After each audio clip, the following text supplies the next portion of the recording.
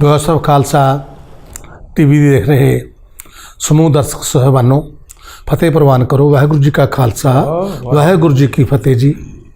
अज साडे नाल हन अमरजीत सिंह जी धवन, जिन्हां नाल असीं अज एक बहुत ही अकाडमिक किस्म के गंभीर मसले ते गलबात करन जा रहे हैं तो मेरे नाल साथ दे रहे हैं अज की गलबात दे विच गढ़दीवाला कॉलेज के साबका प्रोफैसर शाम सिंह जी।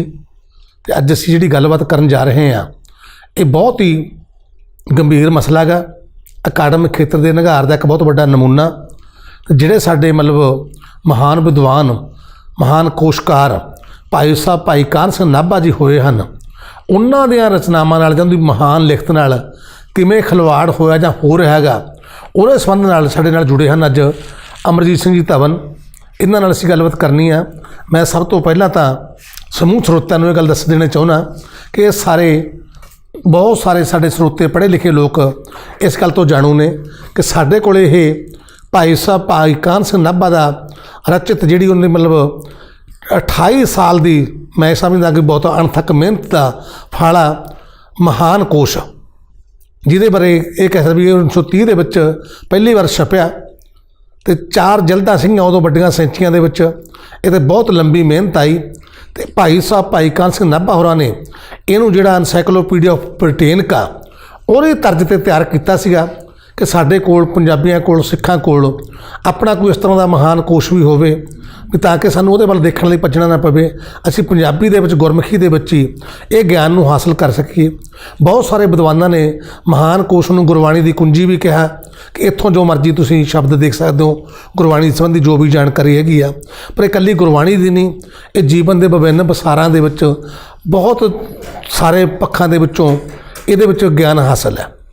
सब तो पहला तो जी अज असीं गल अमरजीत सिंह जी धवन होरां नाल करनी है इस महान कोश नाल खिलवाड़ दी। वो तो हुण शुरू होया पर यह जिहड़ा महान कोश आ पहला ये अज साडे कोल जल्दां मौजूद नहीं है, कदे फिर तुहानूं जरूर दर्शन करवावांगे। वो 4 जल्दां दे विच 1930 दे विच लाला धनी राम चातरक जिहड़े पंजाबी दे मशहूर कवि होए ने उनकी सुदर्शन प्रैस तो पहली बार ये महान कोश 4 जल्दां छपिया सी। इहदी खातर एक वक्री संदूकड़ी बनाई गई सी, उहदे विच 4 जल्दां बंद हुंदियां सीगीआं। पर इहदे विच जदों मतलब 1960 दे विच ये दोबारा भाषा विभाग ने छापिया छोटे साइज दे विच करके 4 कॉलमां च इहनूं कीता तो उस वक्त ही मैं समझदा भी ये जिहड़ा भाई कान सिंह नाभा की महान किरत आ उहदे नाल खिलवाड़ होना शुरू हो गया। इहदे पिछे मैं कहना कोई अकाडमिक बेईमानी तो नहीं सी उस मौके, पर जिहड़ी उदों वेले की भारू प्रवचना नैशनलिज्म राष्ट्रवाद वो उदों उहदी चढ़ मची हुई सी। ते उहदा जिहड़ा कि कुंडर नमूना वो मैं भाई साहब भाई कान सिंह नाभा का जिहड़ा महान कोश आ उहदा शिकार होया। वो की सी कि जिहड़ा भाई साहब भाई कान सिंह नाभा का महान कोश की पहली एडिशन आ 1930 छपी आ, उहदे उत्ते इत्थे हैगा लिखा होया गुरशब्द रत्नाकर तो विचाले महान कोश मोटे अखरां च लिखा होया तो हेठ दिता गया एनसाइक्लोपीडिया ऑफ सिख लिटरेचर। तो जदों यह 1960 के विच आ महान कोश भाषा विभाग ने छापिया तो उदों उन्होंने गुरशब्द रत्नाकर भी उड़ाता तो कल्ला महान कोश रहन ता तो जिहड़ी थल्ले डब्बी सी एनसाइक्लोपीडिया ऑफ सिख लिटरेचर वो भी उड़ाती है। टाइटल तो तुसीं देख सकते हो। तो यह जिहड़ा अकाडमिक खिलवाड़ आ 1960 तो ही होना शुरू हो गया सी। ਇਹਦੇ ਪਿੱਛੇ ਭਾਵੇਂ ਉਹ ਗਿਆਨੀ ਲਾਲ ਸਿੰਘ ਡਾਇਰੈਕਟਰ ਸੀ, मैं समझदा कोई मंद भावना तो नहीं सी, पर ਇਹਦੇ ਵਿੱਚ ਰਾਸ਼ਟਰਵਾਦ ਦੀ ਵਿਚਾਰਧਾਰਾ ਜ਼ਰੂਰ ਅਸਰ ਸੀ ਵੀ ਅਸੀਂ ਸਿੱਖਾਂ ਨੂੰ ਹੁਣ ਪੰਜਾਬੀ ਬਣਾਉਣਾ ਜਾਂ ਕੋਈ ਵੀ ਜਿਹੜੀ ਸਿੱਖਾਂ ਦੀ ਧਰਮ ਤੇ ਸੱਭਿਆਚਾਰ ਦੇ ਆਧਾਰਿਤ ਪਛਾਣ ਆ ਉਹ 1947 ਤੋਂ ਬਾਅਦ ਜਿਹੜਾ ਨਵ ਬਸਤੀਵਾਦੀ ਬਰਤਾਂਤ ਤੇ ਪੈਦਾ ਹੋਇਆ ਤੇ ਜਿਹੜੀ ਸਾਡੇ ਇੱਥੇ ਭਾਰਤ ਦੀ ਸਰਕਾਰ ਬਣੀ ਆ ਜਿਹਨੂੰ ਭਾਰਤੀ ਰਾਸ਼ਟਰਵਾਦ ਦੀ ਉਸਾਰੀ ਦਾ ਏਜੰਡਾ ਉਹਨੇ ਸ਼ੁਰੂ ਕੀਤਾ, ਉਹਦੇ ਵਿੱਚ ਇਹ ਸੀ कि जो भी कोई सिखा नाल मान ताण देण वाली गल आ उहनूं उड़ा दो, इहनूं ज़्यादा भारतीय के नाल जोड़ दो, भारतीय ने कुछ किया जां इहनूं पंजाबियों के नाल टर्म वरत दो, पंजाबी का ले आओ शब्द। सो वो महान कोश उदों तो ही इस खिलवाड़ का शिकार होना शुरू हो गया। सो अज जिहड़ा हुण बाद में जिहड़ी असीं गलबात करन जा रहे हैं वो आ साडी जिहड़ी पंजाबी भाषा के विकास लई बनी इक्को एक पंजाबी यूनिवर्सिटी पटियाला ਉਹਦੇ ਵੱਲੋਂ पिछले लंबे समय तो अखबारों में भी चर्चा चा रहे हैं कि उन्होंने ये भाई साहब भाई कान सिंह नाभा की महान किरत नूं ਜਿਹੜਾ ਕਿ ਪਾਤਸ਼ਾਹ ਭਾਗ ਨੇ ਮਹਾਨ ਕੋਸ਼ ਛਾਪਿਆ, ਤੇ ਜਦੋਂ 1999 ਵਿੱਚ ਖਾਲਸਾ ਪੰਥ ਦਾ 300 ਸਾਲਾ ਸਾਜਨਾ ਦਿਵਸ ਆਇਆ, ਉਸ ਵਕਤ ਵੀ ਉਹਦੀ ਨਵੀਂ ਐਡੀਸ਼ਨ ਛਾਪੀ ਮਹਾਨ ਕੋਸ਼ ਦੀ। ਤੇ ਉਸ ਤੋਂ ਬਾਅਦ ਇਹ ਪ੍ਰੋਜੈਕਟ ਆ ਜਿਹੜਾ ਇਹ ਪੰਜਾਬੀ ਯੂਨੀਵਰਸਿਟੀ ਪਟਿਆਲਾ ਨੇ ਆਪਣੇ ਹੱਥ ਵਿੱਚ ਲੈ ਲਿਆ। ਇਹ 2007 ਤੋਂ, ਉਸ ਵਕਤ ਪੰਜਾਬ ਦੇ 2007 ਤੋਂ ਪਹਿਲਾਂ ਜਿਵੇਂ ਕਿ ਅੱਜ ਹੈਗੀ ਆ, ਕੈਪਟਨ ਅਮਰਿੰਦਰ ਸਿੰਘ ਦੀ ਕਾਂਗਰਸ ਸਰਕਾਰ ਸੀ, ਇਹ ਪੰਜਾਬ ਦੇ ਮੁੱਖ ਮੰਤਰੀ ਸੀ। ਸੋ ਇਹਨਾਂ ਨੂੰ ਪਰਿਵਾਰਕ ਲਗਾਓ ਆ ਮਹਾਨ ਕੋਸ਼ ਨਾਲ, ਕਿਉਂਕਿ ਜਦੋਂ ਪਹਿਲੀ ਵਾਰ ਇਹ ਮਹਾਨ ਕੋਸ਼ ਪ੍ਰਕਾਸ਼ਿਤ ਹੋਇਆ ਤਾਂ ਇਹ ਭਾਈ ਕਾਹਨ ਸਿੰਘ ਨਾਭਾ ਨੇ ਲੋਕਾਂ ਤੋਂ ਕੁਛ, ਕਿਉਂਕਿ ਬੜੀ ਮਹਿੰਗੀ ਕੀਮਤ ਹੋਣੀ ਸੀਗੀ ਇਹਦੀ, 500 ਕਾਪੀਆਂ ਛਾਪਣੀਆਂ ਸੀ, ਕੁਝ ਪਾਠਕ ਬਣਾਏ ਸੀ, ਉਹਨਾਂ ਤੋਂ ਪੈਸੇ ਲੈ ਕੇ ਪਹਿਲਾਂ ਐਡਵਾਂਸ ਪੈਸੇ ਲਏ ਸੀ ਵੀ ਤਾਂ ਕਿ ਉਹਨਾਂ ਨੂੰ 4 ਜਲਦਾਂ ਵਾਲਾ ਮਹਾਨ ਕੋਸ਼ ਦਿੱਤਾ ਜਾਊਗਾ। ਪਰ ਜਦੋਂ ਮਹਾਰਾਜਾ ਪਟਿਆਲਾ ਭੁਪਿੰਦਰ ਸਿੰਘ ਨੂੰ ਇਸ ਗੱਲ ਦਾ ਪਤਾ ਲੱਗਿਆ ਕਿ ਇਹ ਇਸ ਤਰ੍ਹਾਂ ਪੈਸੇ ਇਕੱਠੇ ਕਰਕੇ ਭਾਈ ਸਾਹਿਬ ਜੀ ਛਾਪ ਰਹੇ ਨੇ, ਤਾਂ ਉਹਨਾਂ ਨੂੰ ਇਸ ਗੱਲ 'ਚ ਤੁਹੀਨ ਲੱਗੀ ਕਿ ਐਡਾ ਮਹਾਨ ਵਿਦਵਾਨ ਦਾ ਕੰਮ ਆ, ਇਹ ਨਹੀਂ ਕਰਨਾ ਚਾਹੀਦਾ। ਤਾਂ ਉਹਨੇ ਪਾਠਕਾਂ ਦੇ ਪੈਸੇ ਵਾਪਸ ਕਰਵਾਤੇ ਤੇ ਸਾਰਾ ਖਰਚਾ ਕਰਕੇ ਬਹੁਤ ਹੀ ਖੂਬਸੂਰਤ ਗਲੇਜ਼ਡ ਪੇਪਰ 'ਤੇ ਉਹ 4 ਜਲਦਾਂ ਦੇ ਵਿੱਚ ਜਿਹੜਾ ਸੁਦਰਸ਼ਨ ਪ੍ਰੈਸ ਤੋਂ ਛਪਿਆ, ਉਹ ਮਹਾਨ ਕੋਸ਼ ਛਾਪਿਆ ਤੇ ਉਹਨੇ ਪੂਰਾ ਪਟਿਆਲਾ ਰਿਆਸਤ ਵੱਲੋਂ ਖਰਚਾ ਕੀਤਾ ਸੀ। ਸੋ ਕੈਪਟਨ ਮਹਾਰਾਜਾ ਅਮਰਿੰਦਰ ਸਿੰਘ ਨੂੰ ਇਸ ਗੱਲ ਦਾ ਕੋਈ ਆਪਣੇ ਮਨ ਦੇ ਵਿੱਚ ਸੀਗਾ ਕਿ ਪਹਿਲਾਂ ਵੀ ਮਹਾਨ ਕੋਸ਼ ਆ ਜਿਹੜਾ ਮੇਰੇ ਦਾਦਾ ਜੀ ਨੇ ਮਿਹਨਤ ਕਰਕੇ ਛਪਾਇਆ ਸੀ ਕਿ ਸਰਦਾ ਬਸ, ਤੇ ਹੁਣ ਵੀ ਜਿਹੜਾ ਮਹਾਨ ਕੋਸ਼ ਆ ਇਹ ਅੰਗਰੇਜ਼ੀ ਦੇ ਵਿੱਚ ਵੀ ਹੋਣਾ ਚਾਹੀਦਾ ਤੇ ਹੋਰ ਭਾਸ਼ਾਵਾਂ 'ਚ ਵੀ ਛਪਣਾ ਚਾਹੀਦਾ, ਤਾਂ ਕਿ ਇਹ ਜਿਹੜੀ ਗੱਲ ਆ ਇਹ ਪਰੰਪਰਾ ਭਾਈ ਕਾਹਨ ਸਿੰਘ ਨਾਭਾ ਦੀ ਆ। ਪੰਜਾਬੀ ਤੋਂ ਇਲਾਵਾ ਵਿਸ਼ਵ ਪੱਧਰ 'ਤੇ ਜਿੱਥੇ ਬੈਠੇ ਐਨਸਾਈਕਲੋਪੀਡੀਆ ਬ੍ਰਿਟੇਨਕਾ ਦੇਖਦੇ ਨੇ, ਉਹ ਮਹਾਨ ਕੋਸ਼ ਨੂੰ ਵੀ ਵਰਤੋਂ 'ਚ ਲੈ ਸਕਣ। ਜਾਂ ਜਿਵੇਂ ਕਿ ਸਾਡਾ ਅੱਜ ਆਲਮੀ ਭਾਈਚਾਰਾ, ਸਿੱਖ ਭਾਈਚਾਰਾ, ਪੰਜਾਬੀ ਭਾਈਚਾਰਾ ਦੇਸਾਂ ਵਿਦੇਸਾਂ 'ਚ ਬੈਠਾ, ਸਾਡੇ ਬੱਚੇ ਇਹ ਮਹਾਨ ਕੋਸ਼ ਨੂੰ ਅੰਗਰੇਜ਼ੀ ਦੇ ਵਿੱਚ ਵੀ ਉਹਦੀ ਸੇਵਾ ਪ੍ਰਾਪਤ ਕਰ ਸਕਣ, ਜਾਣ ਤੋਂ ਸਹਾਇਤਾ ਲੈ ਸਕਣ। ਹੋ ਸਕਦਾ ਉਹਦੀ ਭਾਵਨਾ ਇਹਦੇ ਪਿੱਛੇ ਇਹ ਕੰਮ ਕਰਦੀ ਹੋਵੇ। ਸੋ ਉਹਨਾਂ ਨੇ ਉਸ ਵਕਤ ਮਹਾਨ ਕੋਸ਼ ਨੂੰ ਅੰਗਰੇਜ਼ੀ ਛਪਾਈ ਕਰਾਉਣ ਦੀ ਖਾਤਰ ਪੰਜਾਬੀ ਯੂਨੀਵਰਸਿਟੀ ਪਟਿਆਲਾ ਨੂੰ 2 ਕਰੋੜ ਦੀ ਗ੍ਰਾਂਟ ਦਿੱਤੀ ਸੀ, ਬਹੁਤ ਵੱਡੀ। ਤੇ ਉਹ 2 ਕਰੋੜ ਦੀ ਗ੍ਰਾਂਟ ਆ, ਜਿਵੇਂ ਆਪਾਂ ਕਹਿੰਦੇ ਆ ਵੀ ਚੋਰਾਂ ਦੇ ਮਾਲ ਡਾਂਗਾਂ ਦੇ ਗੱਜ, ਪੰਜਾਬੀ ਯੂਨੀਵਰਸਿਟੀ ਨੇ ਕਿਵੇਂ ਉੱਥੇ ਮਿਲ ਕੇ ਸਾਰਾ ਉਹ ਖੁਰਦ-ਬੁਰਦ ਪੈਸਾ ਕੀਤਾ ਤੇ ਜਿਹੜਾ ਮਹਾਨ ਕੋਸ਼ ਅੰਗਰੇਜ਼ੀ ਵਿੱਚ ਵੀ ਕੀਤਾ ਗਿਆ। ਸਾਡੇ ਕੋਲ ਦੀਆਂ ਐਡੀਸ਼ਨਾਂ ਹੈਗੀਆਂ, ਇਹ ਮਹਾਨ ਕੋਸ਼ ਇਹ 4 ਜਲਦਾਂ ਦੇ ਵਿੱਚ ਅੰਗਰੇਜ਼ੀ ਵਿੱਚ ਵੀ ਛਾਪਿਆ ਗਿਆ। ਆਹ ਜਿਹੜਾ ਭਾਸ਼ਾ ਭਾਗ ਦਾ ਮਹਾਨ ਕੋਸ਼ ਆ, ਇਹ ਮੂਲ ਕਾਪੀ ਰੱਖ ਕੇ ਇਹਦੀ ਟਰਾਂਸਲੇਸ਼ਨ ਅੰਗਰੇਜ਼ੀ ਦੇ ਵਿੱਚ ਕੀਤੀ ਗਈ ਹੈ, 4 ਜਲਦਾਂ 'ਚ ਭਾਸ਼ਾ ਭਾਗ ਨੇ ਛਾਪਿਆ। ਇਹ ਤੋਂ ਇਲਾਵਾ ਇਹੀ ਮਹਾਨ ਕੋਸ਼ ਯੂਨੀਵਰਸਿਟੀ ਨੇ 4 ਜਲਦਾਂ ਦੇ ਵਿੱਚ ਐਡੀਆਂ ਐਡੀਆਂ ਵੱਡੀਆਂ 4 ਜਲਦਾਂ ਪੰਜਾਬੀ 'ਚ ਵੀ ਛਾਪਤਾ, ਭਾਸ਼ਾ ਭਾਗ ਕੋਲੋਂ ਲੈ ਕੇ। ਉਹ ਭਾਸ਼ਾ ਭਾਗ ਨੇ ਛਾਪਿਆ ਨਹੀਂ ਸੀ, ਉਹਨਾਂ ਨੇ 4 ਜਲਦਾਂ 'ਚ ਇਹ ਪੰਜਾਬੀ 'ਚ ਵੀ ਛਾਪ ਦਿੱਤਾ। ਤੇ ਇਹਦੇ ਨਾਲ ਹੀ ਉਹਨਾਂ ਨੇ ਲੱਗਦੇ ਹੱਥ ਇਹ ਮਹਾਨ ਕੋਸ਼ ਦੀ ਮਹੱਤਤਾ ਨੂੰ ਸਮਝਦਿਆਂ ਹੋਇਆਂ ਇੱਥੇ 1 ਜਲਦ ਦੇ ਵਿੱਚ, 1 ਜਲਦ ਦੀ ਪਹਿਲੀ ਹਿੰਦੀ ਦੀ ਵੀ ਆ ਗਈ, ਵੱਡਾ ਪ੍ਰੋਜੈਕਟ ਆ, ਹੋਰ ਭਾਵੇਂ ਹੋ ਸਕਦਾ ਆਉਣੀਆਂ ਹੋਣ, 1 ਜਲਦ ਦੀ ਪਹਿਲੀ ਹਿੰਦੀ ਦੇ ਵਿੱਚ ਵੀ ਆ ਗਈ। ਸੋ ਇਹ ਜਿਹੜਾ 3 ਜਲਦਾਂ ਦੇ ਵਿੱਚ 3 ਭਾਸ਼ਾਵਾਂ ਦੇ ਵਿੱਚ ਇਹ ਮਹਾਨ ਕੋਸ਼ ਛਾਪਿਆ ਗਾ ਪੰਜਾਬੀ ਯੂਨੀਵਰਸਿਟੀ ਨੇ। ਸਾਡੇ ਨਾਲ ਨੇ ਅੱਜ ਅਮਰਜੀਤ ਸਿੰਘ ਜੀ ਧਵਨ, ਇਹਦੇ ਬਾਰੇ ਪਿਛਲੇ ਕੁਝ ਸਮੇਂ ਤੋਂ ਅਖਬਾਰਾਂ ਦੇ ਵਿੱਚ ਵਿਵਾਦ ਛਿੜਿਆ ਹੋਇਆ।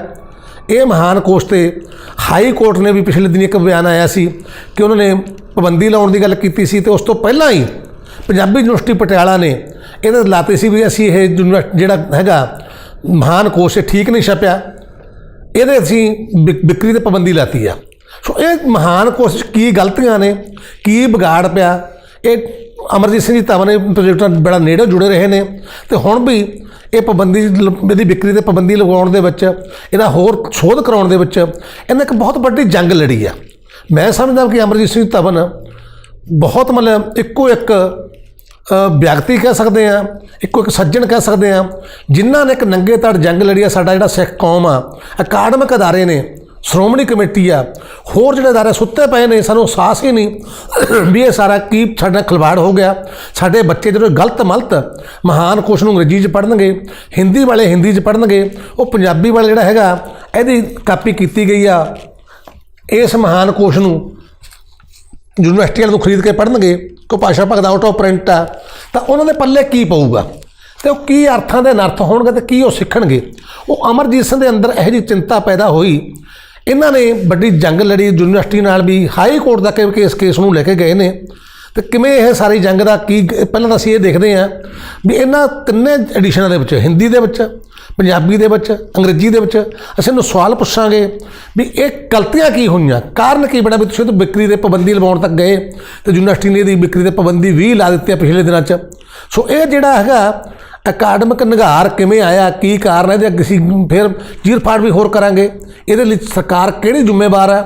ਜਿਹਨੇ ਸਾਡੇ ਪੰਜਾਬ ਦੇ ਵਿੱਚ 10 ਸਾਲ ਰਾਜ ਕੀਤਾ, ਉਹਦਾ ਇਕੱਲਾ ਹੋਰ ਖੇਤਰਾਂ 'ਚ ਨਿਘਾਰ ਨਹੀਂ ਆਇਆ।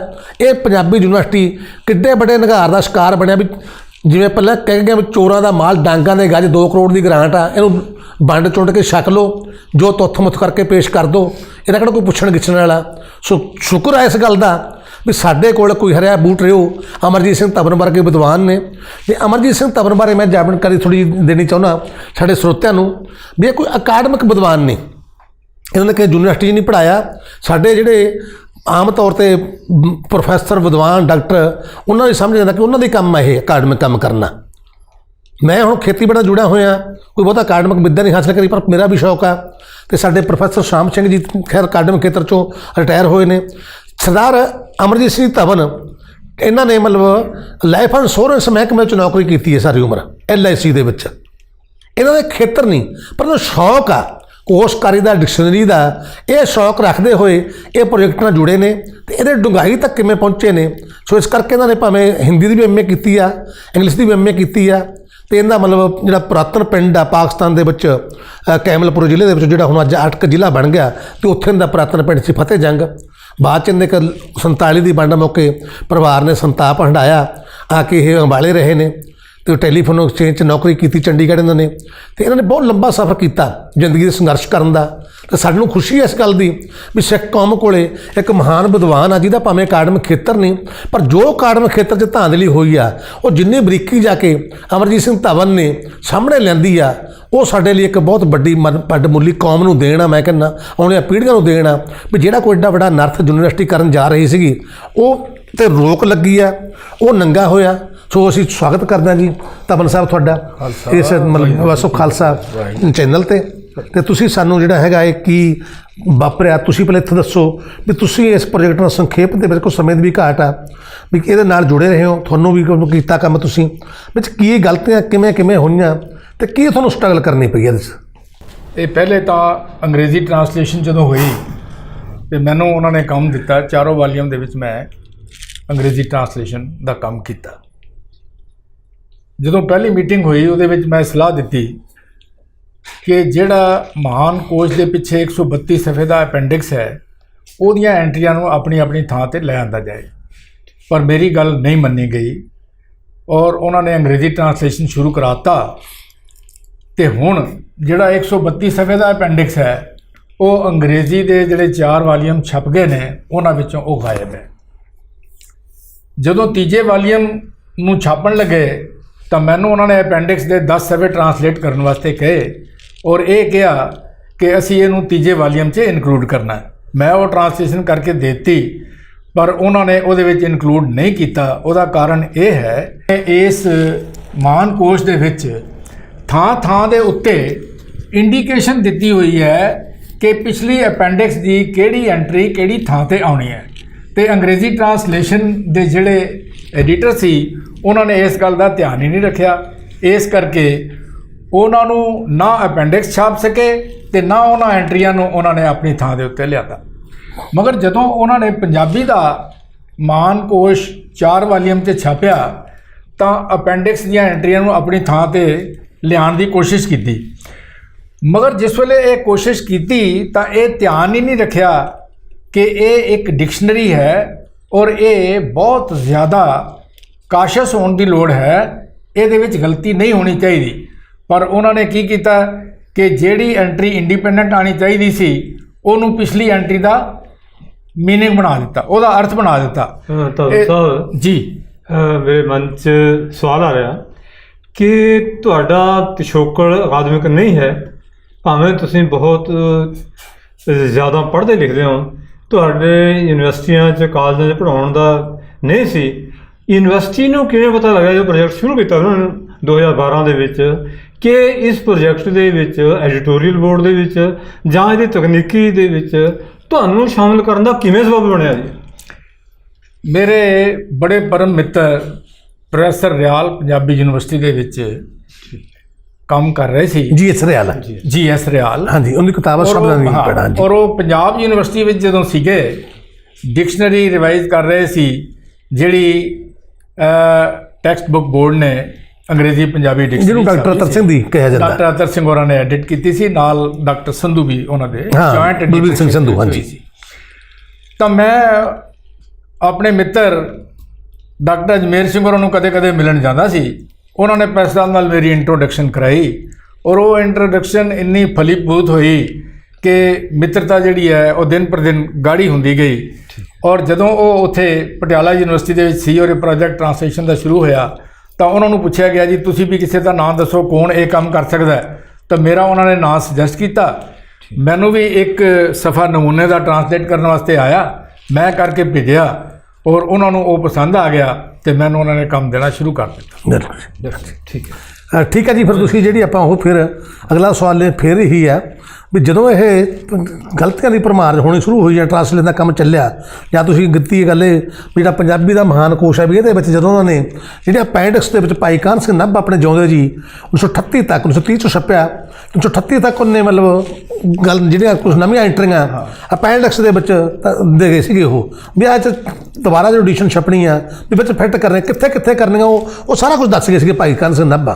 ਤੇ ਜਦੋਂ ਫਿਰ ਉਹਨੇ ਯੂਨੀਵਰਸਿਟੀ ਛਾਪਣਾ ਸ਼ੁਰੂ ਕੀਤਾ 4 ਜਲਦਾਂ 'ਚ ਪੰਜਾਬੀ ਵਾਲਾ, ਇਹਦੇ 'ਚੋਂ ਕੀ ਮਿਸਟੇਕਾਂ ਹੋਈਆਂ ਉਹਨੂੰ ਤੁਸੀਂ ਦੱਸੋ ਥੋੜ੍ਹਾ ਜਿਹਾ ਵੀ ਕਿੱਥੋਂ ਕਿਵੇਂ ਹੋਈਆਂ? ਇਹਦੇ 'ਚ ਹੁਣ ਮੈਂ ਜਿਵੇਂ ਤੁਹਾਨੂੰ ਦੱਸਿਆ ਹੈ ਵੀ ਇੱਕ ਥਾਂ ਤੇ ਨਹੀਂ ਕਈ ਥਾਵਾਂ ਦੇ ਉੱਤੇ ਗਲਤੀਆਂ ਹੋਈਆਂ ਨੇ। ਜਿਵੇਂ 16 ਸਫ਼ੇ ਦੇ ਉੱਤੇ ਇੱਕ ਐਂਟਰੀ ਹੈ ਉਤਰਾਰਣੀ, ਇਹਦਾ ਇੰਡੀਪੈਂਡੈਂਟ ਇੰਦਰਾਜ ਹੋਣਾ ਚਾਹੀਦਾ ਸੀ ਮਗਰ ਇਹਨੂੰ ਉਤਰਾਇਣ ਦਾ ਮੀਨਿੰਗ ਨੰਬਰ 2 ਅਰਥ ਨੰਬਰ 2 ਬਣਾ ਦਿੱਤਾ ਗਿਆ, ਜਦ ਕਿ ਉਤਰਾਰਣੀ ਔਰ ਉਤਰਾਇਣ ਦਾ ਦੂਰ ਦਾ ਵੀ ਕੋਈ ਸੰਬੰਧ ਨਹੀਂ ਹੈ। ਹਾਂ ਠੀਕ ਹੈ। ਔਰ ਇਹਦੇ ਕਰਕੇ ਜਿਹੜਾ ਅਰਥ ਦਾ ਅਨਰਥ ਹੋ ਗਿਆ। ਇਸ ਦੇ ਨਾਲ ਹੀ ਆਪਾਂ ਵਜ਼ਾਹਤ 'ਚ ਨਾ ਜਾਈਏ ਤੇ ਇਹ ਦਸੀਏ ਇਸ ਦੇ ਨਾਲ ਹੀ 129 ਸਫ਼ੇ ਦੇ ਉੱਤੇ ਹੈਡਵਰਡ ਹੈ ਅਨਹਤ ਸ਼ਬਦ ਨੂੰ ਉੱਥੋਂ ਉਡਾ ਕੇ ਉਹਦੀ ਥਾਂ ਉੱਤੇ ਅਨਸ਼ਵਰ ਲਿਖ ਦਿੱਤਾ। ਅੱਛਾ ਜੀ। ਔਰ ਅਨਹਤ ਦਾ ਅਰਥ ਜਿਹੜਾ ਉਹ ਅਨਸ਼ਵਰ ਦੇ ਅੱਗੇ ਲਿਖ ਦਿੱਤਾ। ਹੁਣ ਜਿਹੜਾ ਕੋਈ ਜਾਣਕਾਰ ਬੰਦਾ ਇਹਨੂੰ ਦੇਖੇਗਾ ਕਿ ਅਨਸ਼ਵਰ ਦਾ ਤੇ ਕੋਈ ਅਨਾਥ ਦੇ ਨਾਲ ਸੰਬੰਧ ਹੀ ਨਹੀਂ ਹੈਗਾ ਤਾਂ ਉਹ ਭੰਬਲ ਪੂਸੇ 'ਚ ਪਏਗਾ ਔਰ ਅਣਜਾਣ ਬੰਦਾ ਦੇਖੇਗਾ ਤਾਂ ਉਹ ਗਲਤ ਰਾਹ ਪੈ ਜਾਏਗਾ।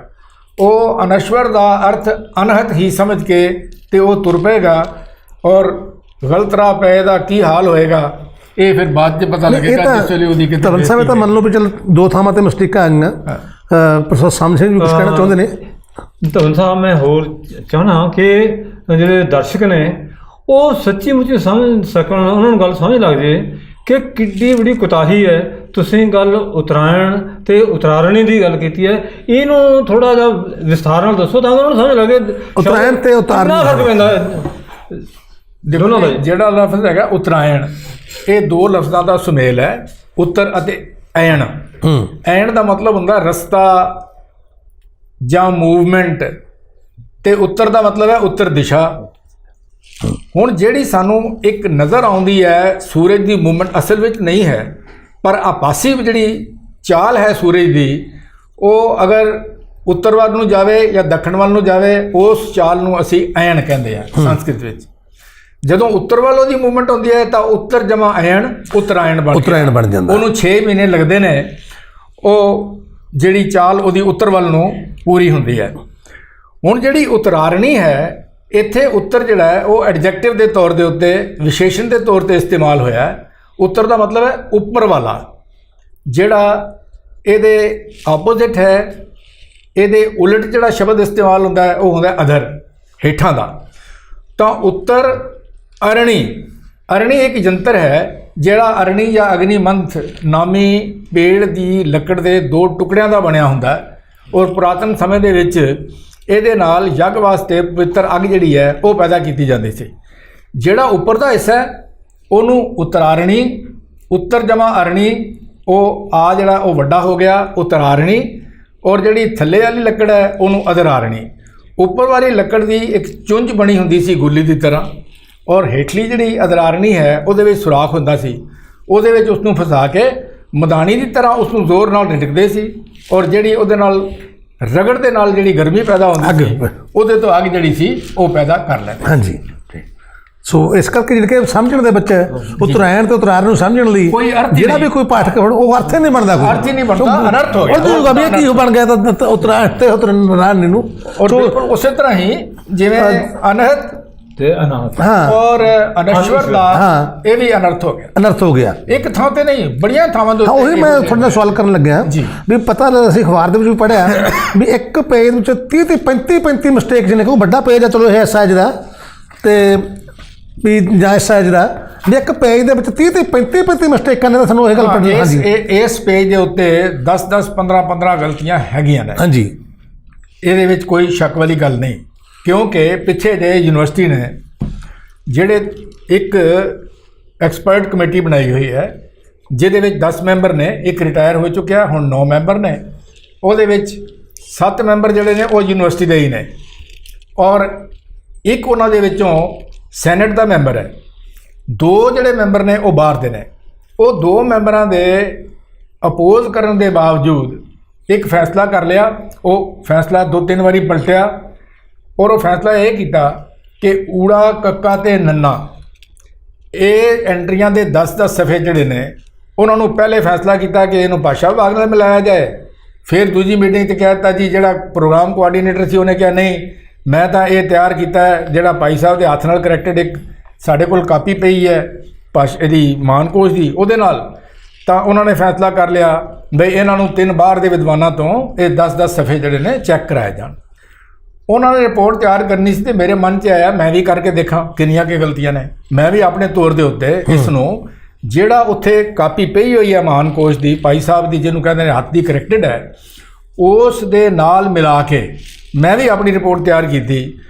ਔਰ ਜਦੋਂ ਚੌਥੀ ਮੀਟਿੰਗ ਜਿਹੜੀ ਸੀ ਉਸ ਕਮੇਟੀ ਦੀ, ਉਹਦੇ ਵਿੱਚ ਉਹ ਰਿਪੋਰਟਾਂ ਖੋਲ੍ਹੀਆਂ ਗਈਆਂ, ਤੇ ਮੈਂ ਉੱਥੇ ਕਿਹਾ ਬਈ ਮੈਂ ਵੀ ਰਿਪੋਰਟ ਤਿਆਰ ਕੀਤੀ ਹੈ, ਹਾਲਾਂਕਿ ਮੇਰੀ ਡਿਊਟੀ ਨਹੀਂ ਸੀ ਲੱਗੀ ਹੋਈ। ਔਰ ਮੇਰੀ ਰਿਪੋਰਟ ਦੇ ਮੁਤਾਬਕ ਇਹਦੇ ਵਿੱਚ 397 ਗਲਤੀਆਂ ਨੇ 30 ਸਫ਼ਿਆਂ ਦੇ ਵਿੱਚ। 30 ਸਫ਼ਿਆਂ ਦੇ ਵਿੱਚ 30 ਸਫ਼ਿਆਂ 'ਚ 397 ਗਲਤੀਆਂ ਨੇ।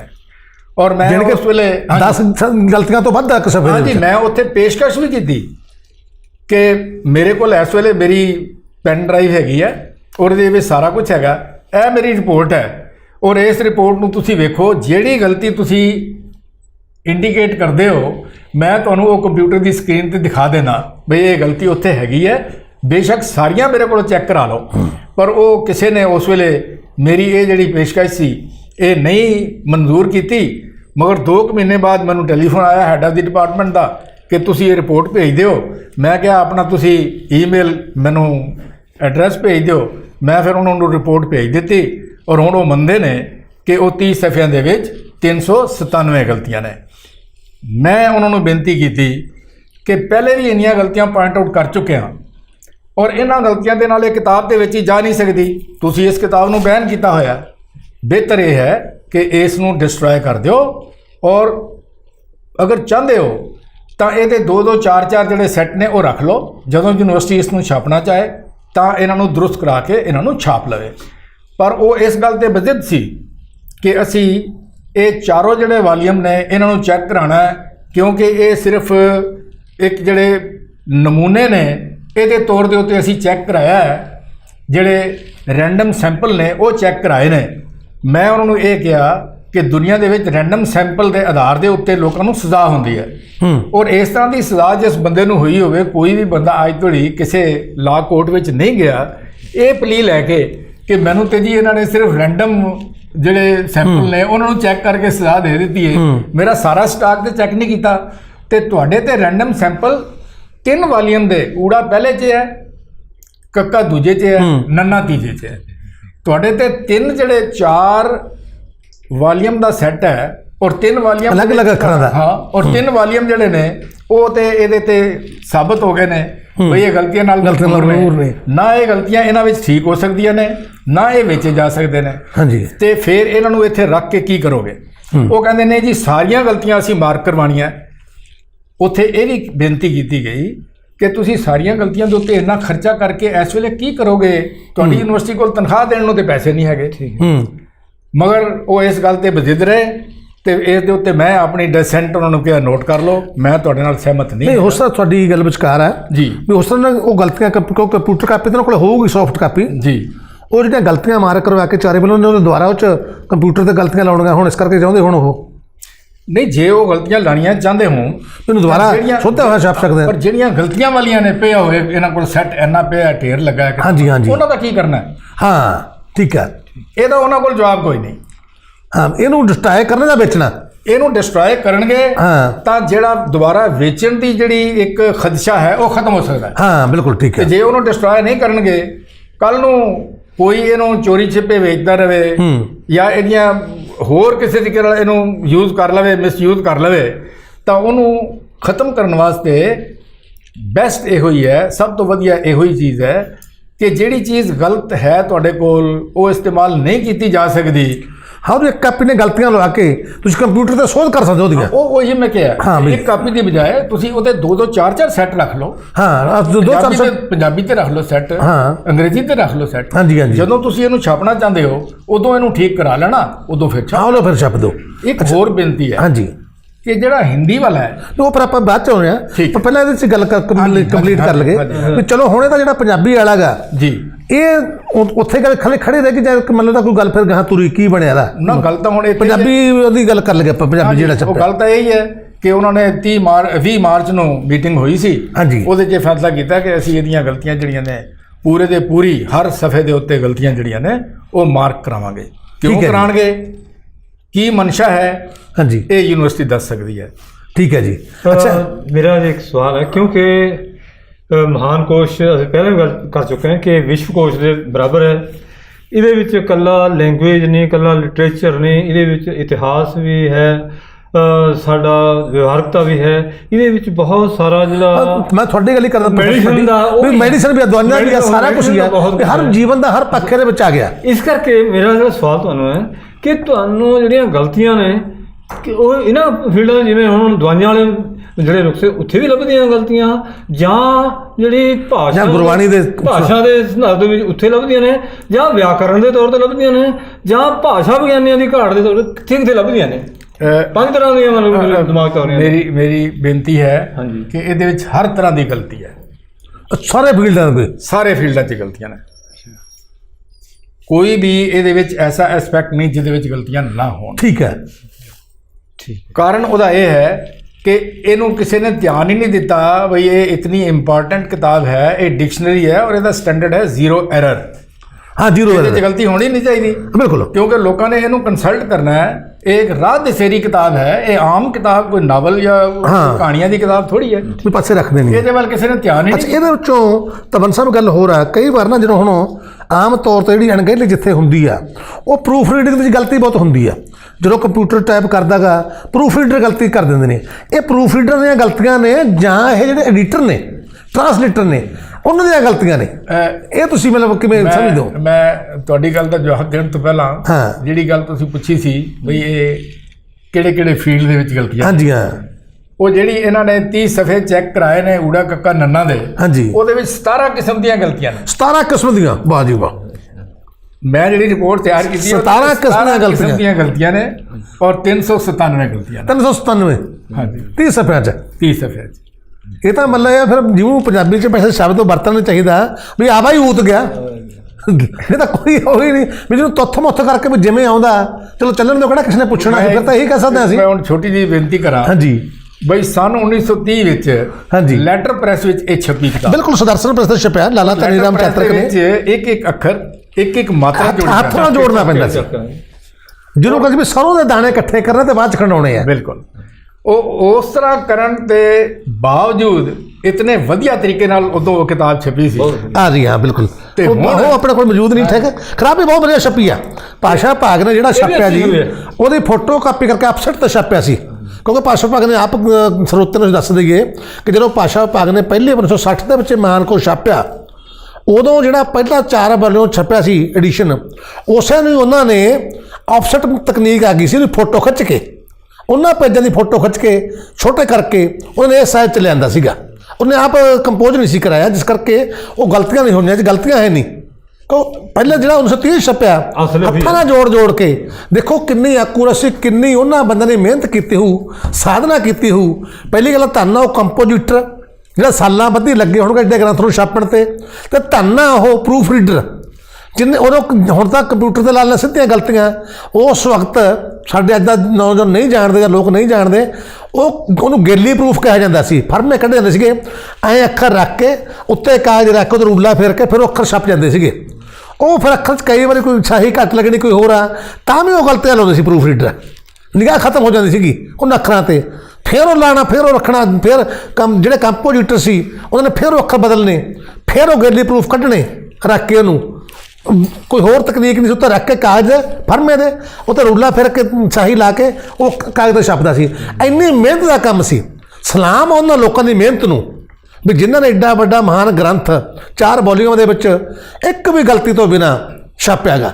ਸੋ ਅੱਜ ਸਾਡੇ ਸਾਹਮਣੇ ਐਡੀ ਤਕਨੀਕ ਵਿਕਸਿਤ ਹੋ ਗਈ ਤਾਂ ਯੂਨੀਵਰਸਿਟੀ ਕੋਲੇ ਐਡੇ ਲੱਖਾਂ ਰੁਪਈਆ ਤਨਖਾਹ ਲੈਣ ਵਾਲੇ ਪ੍ਰੂਫ ਰੀਡਰ ਵੀ ਬੈਠੇ ਨੇ, ਐਡੀਟਰ ਵੀ ਬੈਠੇ ਨੇ, ਤਾਂ ਇੰਨੀਆਂ ਗਲਤੀਆਂ ਜਿਵੇਂ ਧਵਨ ਸਾਹਿਬ ਕਹਿ ਰਹੇ ਨੇ, ਜਿਹੜੀ ਕਿ ਗਲਾਨੀ ਵੀ ਆਉਂਦੀ ਆ, ਖਿੱਚ ਵੀ ਆਉਂਦੀ ਆ ਅਤੇ ਗੁੱਸਾ ਵੀ ਆਉਂਦਾ। ਅਤੇ ਹੁਣ ਅਸੀਂ ਚੱਲਦੇ ਆਏ ਤਾਂ ਆਪਾਂ ਪੰਜਾਬੀ ਦਾ ਜਿਹੜਾ ਉਹਨੇ ਛਾਪਿਆ ਇਹਦੀ ਨਕਲ ਆ ਮੂਲ ਮਹਾਨ ਕੋਸ਼ ਦੀ, ਇਹਦਾ ਇਹ ਹਾਲ ਧਵਨ ਸਾਹਿਬ ਨੇ ਸਾਨੂੰ ਦੱਸਿਆ ਗਾ। ਅਤੇ ਅੱਗੇ ਹੁਣ ਚੱਲਦਾ ਜਿਹੜਾ ਹਿੰਦੀ ਦੇ ਵਿੱਚ ਵੀ ਇਹਨਾਂ ਨੇ ਕੀਤਾ 1 ਵੋਲੀਅਮ, ਅਤੇ ਫਿਰ ਅੰਗਰੇਜ਼ੀ ਵਾਲੇ 'ਚ ਵੀ ਆਪਾਂ ਚੱਲਾਂਗੇ। ਹਾਂਜੀ, ਆ ਹਿੰਦੀ ਦੇ ਵਿੱਚ ਵੀ 1 ਵੋਲੀਅਮ। ਮੈਂ ਇਸ ਤੋਂ ਪਹਿਲਾਂ ਇੱਕ ਛੋਟੀ ਜਿਹੀ ਬੇਨਤੀ ਹਾਂ ਨਹੀਂ ਤੁਸੀਂ ਹਾਂ, ਉਹ ਇਹ ਹੈ ਕਿ ਹੁਣ 2009 ਤੋਂ 15 ਦੇ ਵਿੱਚ ਜਿਹੜਾ ਨਾ ਪੰਜਾਬੀ ਵਾਲਾ ਇਹ ਕੰਪਲੀਟ ਇਹਨਾਂ ਨੇ ਛਾਪਿਆ, ਤਾਂ ਇਹਦੇ ਵਿੱਚ ਕਈ ਵਿਦਵਾਨਾਂ ਦੀ ਕੰਪਿਊਟਰ ਦੀ ਮਦਦ ਲਈ ਹੈ, ਅਤੇ ਬਾਵਜੂਦ ਇਹਦੇ ਕਿ ਇਹ ਸਾਰੀ ਮਦਦ ਜਿਹੜੀ ਭਾਈ ਸਾਹਿਬ ਨੂੰ ਅਵੇਲੇਬਲ ਨਹੀਂ ਸੀ। ਬਿਲਕੁਲ ਜੀ, ਇਹ ਹੁਣ ਹੈ।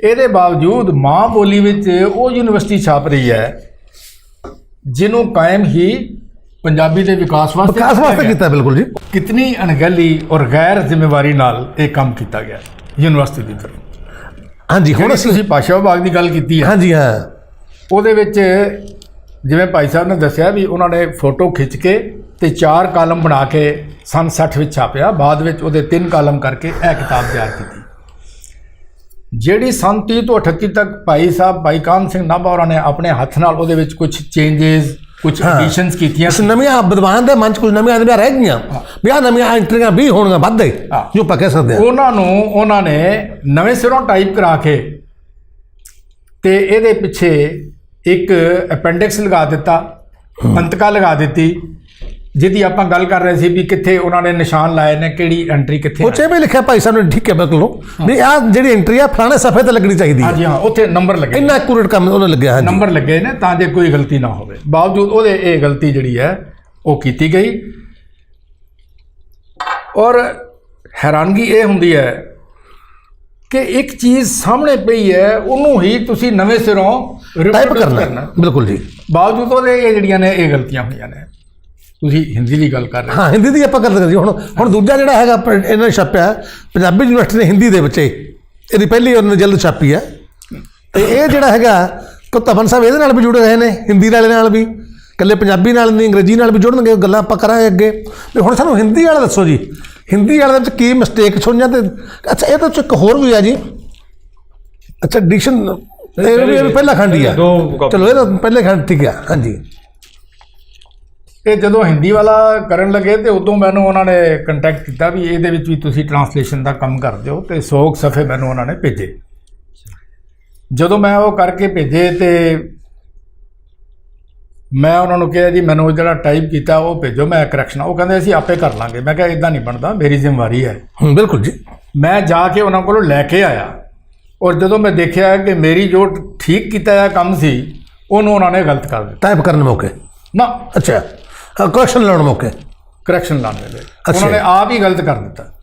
ਤਾਂ ਮੈਂ ਉਹਨਾਂ ਨੂੰ ਕਿਹਾ ਜੀ ਇਹ ਮੇਰੀ ਜ਼ਿੰਮੇਵਾਰੀ ਹੈਗੀ ਹੈ, ਔਰ ਤੁਸੀਂ ਇਹ ਕਿੱਦਾਂ ਕੀਤਾ ਹੈ ਮੈਨੂੰ ਸਮਝਾਓ, ਅਤੇ ਆਪਣੇ ਐਡੀਟਰਸ ਨਾਲ ਮੇਰੀ ਗੱਲ ਕਰਾਓ। ਫਿਰ 4 ਅਪ੍ਰੈਲ 2012 ਨੂੰ ਹਾਂਜੀ, ਉਹ ਜਿਹੜੇ 3 ਐਡੀਟਰ ਸੀ ਉਹ ਕਿਹੜੇ ਸੀਗੇ ਜੀ? ਚਲੋ ਆਪਾਂ ਨਾਂ ਕੀ ਲੈਣੇ ਆ, ਅਤੇ ਉਹਨਾਂ ਐਡੀਟਰਸ ਦੇ ਨਾਲ ਮੇਰੀ ਜਿਹੜੀ ਹੈ ਤਕਰੀਬਨ ਪੌਣੇ 4 ਘੰਟੇ ਗੱਲ ਹੋਈ। ਮੈਂ ਇਹ ਵੇਖਿਆ ਕਿ ਉਹਨਾਂ ਦਾ ਕੋਈ ਐਸਾ ਰੁਝੂ ਨਹੀਂ ਸੀ ਬਈ ਅਸੀਂ ਇਸ ਨੂੰ ਠੀਕ ਕਰਨਾ ਹੈ। ਅਤੇ ਮੈਂ ਉੱਥੋਂ ਆ ਗਿਆ। ਮੈਂ ਆਪਣੇ ਮਿੱਤਰਾਂ ਨਾਲ ਗੱਲ ਕੀਤੀ, ਸਰਦਾਰ ਗੁਰਤੇਜ ਸਿੰਘ ਹੋਰਾਂ ਨਾਲ, ਬਈ ਇਹ ਕਿਤਾਬ ਜਿਹੜੀ ਹੈ ਖ਼ਰਾਬ ਹੋ ਰਹੀ ਹੈ, ਬਾਅਦ 'ਚ ਮੈਨੂੰ ਨਾ ਕਹਿਣਾ ਵੀ ਤੈਨੂੰ ਪਤਾ ਸੀ ਤੇ ਦੱਸਿਆ ਨਹੀਂ। ਤਾਂ ਉਹਨਾਂ ਨੇ VC ਨੂੰ ਟੈਲੀਫੋਨ ਕਰਾਇਆ, ਸਰਦਾਰ ਕਰਮਜੀਤ ਸਿੰਘ ਹੋਰਾਂ ਨੇ ਕੀਤਾ, ਤਾਂ ਵੀਸੀ ਸਾਹਿਬ ਨੇ ਟਾਈਮ ਦਿੱਤਾ। ਉਦੋਂ BC ਸਰਦਾਰ ਜਸਪਾਲ ਸਿੰਘ ਸੀ। ਜਸਪਾਲ ਸਿੰਘ ਵਰੀ ਸੀਗੇ। ਜਸਪਾਲ ਸਿੰਘ, ਠੀਕ ਹਾਂ, ਹੈ। ਉਹਨਾਂ ਨੇ ਟਾਈਮ ਦਿੱਤਾ ਸਰਦਾਰ ਗੁਰਤੇਜ ਸਿੰਘ ਹੋਰਾਂ ਨੂੰ। 16 ਅਪ੍ਰੈਲ 2012 ਨੂੰ ਅਸੀਂ ਉਹਨਾਂ ਨੂੰ ਮਿਲੇ ਔਰ ਉਹਨਾਂ ਨੂੰ ਜਾ ਕੇ ਮੈਂ ਦੱਸਿਆ ਜੀ ਕਿ ਹਿੰਦੀ ਦੀਆਂ ਦੇਖੋ ਇਹੋ ਜਿਹੀਆਂ ਗਲਤੀਆਂ ਹੋ ਰਹੀਆਂ ਨੇ। ਇੱਕ ਲਫ਼ਜ਼ ਹੈਗਾ ਡਲਾ, ਜਿਹਨੂੰ ਆਪਾਂ ਕਹਿੰਦੇ ਹਾਂ ਟੋਕਰਾ, ਵੱਡਾ ਟੋਕਰਾ। ਸ਼ਿਵਾਜੀ ਉਹਦੇ ਵਿੱਚ ਬੈਠ ਕੇ ਨੱਸ ਗਿਆ। ਉਹਨਾਂ ਨੇ ਡਲਾ ਕੱਟ ਕੇ ਡਲੀਆ ਕਰ ਦਿੱਤਾ। ਡਲੀਆ ਹੁੰਦੀ ਹੈ ਜਿਹੜੀ ਆਚੇ ਚੁੱਕ ਕੇ ਟੋਕਰੀ ਆਪਾਂ ਜਾਂਦੇ। ਹੁਣ ਉਹ ਸ਼ਿਵਾਜੀ ਬੰਦਾ ਸੀ ਜਾਂ ਉਹਦੀ ਮੂਰਤੀ ਸੀ ਜਿਹੜੀ ਉੱਥੋਂ ਨੱਸੀ? ਮੈਂ ਉਹਨਾਂ ਨੂੰ ਸਵਾਲ ਪੁੱਛਿਆ ਤਾਂ ਕੋਈ ਜਵਾਬ ਹੀ ਨਹੀਂ। ਇਹਨੂੰ ਠੀਕ ਕਰ ਦਿੰਦੇ ਆ ਜੀ। ਐਸੀਆਂ ਗਲਤੀਆਂ ਕੀਤੀਆਂ ਹੋਈਆਂ ਕਿ ਆਦਮੀ ਇੱਕ ਵਾਰੀ ਚਕਰਾ ਜਾਂਦਾ ਹੈ ਬਈ ਕੀ ਇਹ ਲੋਕ ਇਹਨੂੰ ਕੁਝ ਸਮਝਦੇ ਹੀ ਹਨ ਗੱਲ ਨੂੰ ਕਿ ਨਹੀਂ। ਇਹੋ ਜਿਹੀਆਂ ਗਲਤੀਆਂ ਹੈਰਾਨ ਕਰਨ ਵਾਲੀ ਗੱਲ।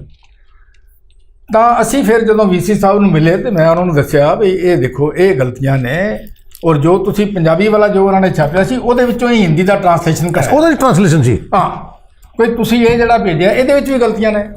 ਔਰ ਮੈਂ ਉਹਨਾਂ ਦੇ ਸਾਹਮਣੇ ਚਿੱਠੀ ਰੱਖ ਦਿੱਤੀ ਜੀ। ਮੈਂ ਦੇਖੋ ਕਿੰਨੀ ਤੁਹਾਡੀ ਗੱਲ ਵਿਚਾਲਿਆ ਤਾਂ ਸਾਹਿਬ, ਪ੍ਰੋਫੈਸਰ ਸਾਹਿਬ, ਕਿੰਨੀ ਮਾੜੀ ਗੱਲ। ਇਹ ਤਾਂ ਗਲਤੀਆਂ ਸੋਧੀਆਂ ਨਹੀਂ, ਗਲਤੀਆਂ ਤਾਂ ਗਲਤੀਆਂ ਟ੍ਰਾਂਸਲੇਸ਼ਨ ਕਰਨਾ ਸ਼ੁਰੂ ਕਰਤੀਆਂ। ਮੇਰੀ ਗਲਤੀ ਹੈ ਉਹਦੇ ਵਿੱਚ ਮੁੜ ਕੇ ਤੂੰ ਕਹਿੰਦੀ ਇਹ ਗਲਤੀ ਸੋਧੇ ਉੱਥੇ ਟ੍ਰਾਂਸਲੇਸ਼ਨ ਕਰਾਉਣੀ ਸ਼ੁਰੂ ਕਰਤੀ। ਗਲਤੀਆਂ ਵਾਲੇ ਤੁਸੀਂ। ਮੈਂ ਉਹਨੂੰ ਸੁਝਾਅ ਦਿੱਤਾ, ਮੈਂ ਕਿਹਾ ਸਰਦਾਰ ਸਾਹਿਬ ਇਸ ਤਰ੍ਹਾਂ ਕਰੋ, ਪਹਿਲੇ ਪੰਜਾਬੀ ਵੱਲੋਂ ਨੂੰ ਦੁਰਸਤ ਕਰ ਲਓ, ਨਹੀਂ ਤਾਂ ਇਹ ਗਲਤੀਆਂ ਜਿਹੜੀਆਂ ਨੇ ਉਹ ਤਾਂ ਇਹਦੇ 'ਚ ਆਉਣਗੀਆਂ, ਹੋਰ ਵੀ ਆ ਜਾਣਗੀਆਂ। ਤਾਂ ਉਹਨਾਂ ਨੂੰ ਥੋੜਾ ਗੁੱਸਾ ਵੀ ਆਇਆ।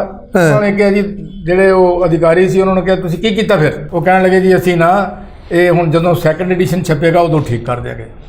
ਤਾਂ ਸਰਦਾਰ ਜਸਪਾਲ ਸਿੰਘ ਵਰੀ ਮੈਨੂੰ ਕਹਿਣ ਲੱਗੇ ਭਾਈ ਸਾਹਿਬ ਮੇਰਾ ਹਿੰਦੀ ਤੇ ਪੰਜਾਬੀ ਦੇ ਦੋਨੋਂ ਠੀਕ ਕਰ ਦਿਓ। ਮੈਂ ਕਿਹਾ ਮੈਂ ਕਰ ਦਿਆਂਗਾ, ਪਹਿਲੇ ਜਿਹੜੇ ਤੁਹਾਡੇ ਵਿਦਵਾਨ ਨੇ ਇਹਨਾਂ ਕੋਲੋਂ ਠੀਕ ਕਰਾ ਦਿਓ। ਹੁਣ ਤੁਹਾਡੇ ਇੱਕ ਵਾਲੀਅਮ 'ਚ 2000 ਤੋਂ ਉੱਤੇ ਗਲਤੀਆਂ ਨੇ, ਫਿਰ 500-600 ਰਹਿ ਜਾਣਗੀਆਂ, ਮੈਂ ਕਰ ਦਿਆਂਗਾ। ਉਹ ਕਹਿਣ ਲੱਗੇ ਨਹੀਂ ਤੁਸੀਂ ਹੀ ਕਰੋ। ਮੈਨੂੰ ਉਹਨਾਂ ਨੇ ਊੜੇ ਦੀ ਪੱਟੀ ਭੇਜ ਦਿੱਤੀ, ਮੈਂ ਉਹਨਾਂ ਨੂੰ ਠੀਕ ਕਰਕੇ ਭੇਜ ਦਿੱਤੀ। ਤਕਰੀਬਨ 106 ਸਫ਼ੇ ਹਿੰਦੀ ਦਾ ਔਰ ਪੰਜਾਬੀ ਦਾ ਕਰਕੇ ਮੈਂ ਉਹਨਾਂ ਨੂੰ ਭੇਜ ਦਿੱਤਾ। ਰੱਬ ਜਾਣੇ ਮੈਂ ਸਾਰਾ ਕੰਮ ਫ੍ਰੀ ਕਰਨਾ ਸੀ।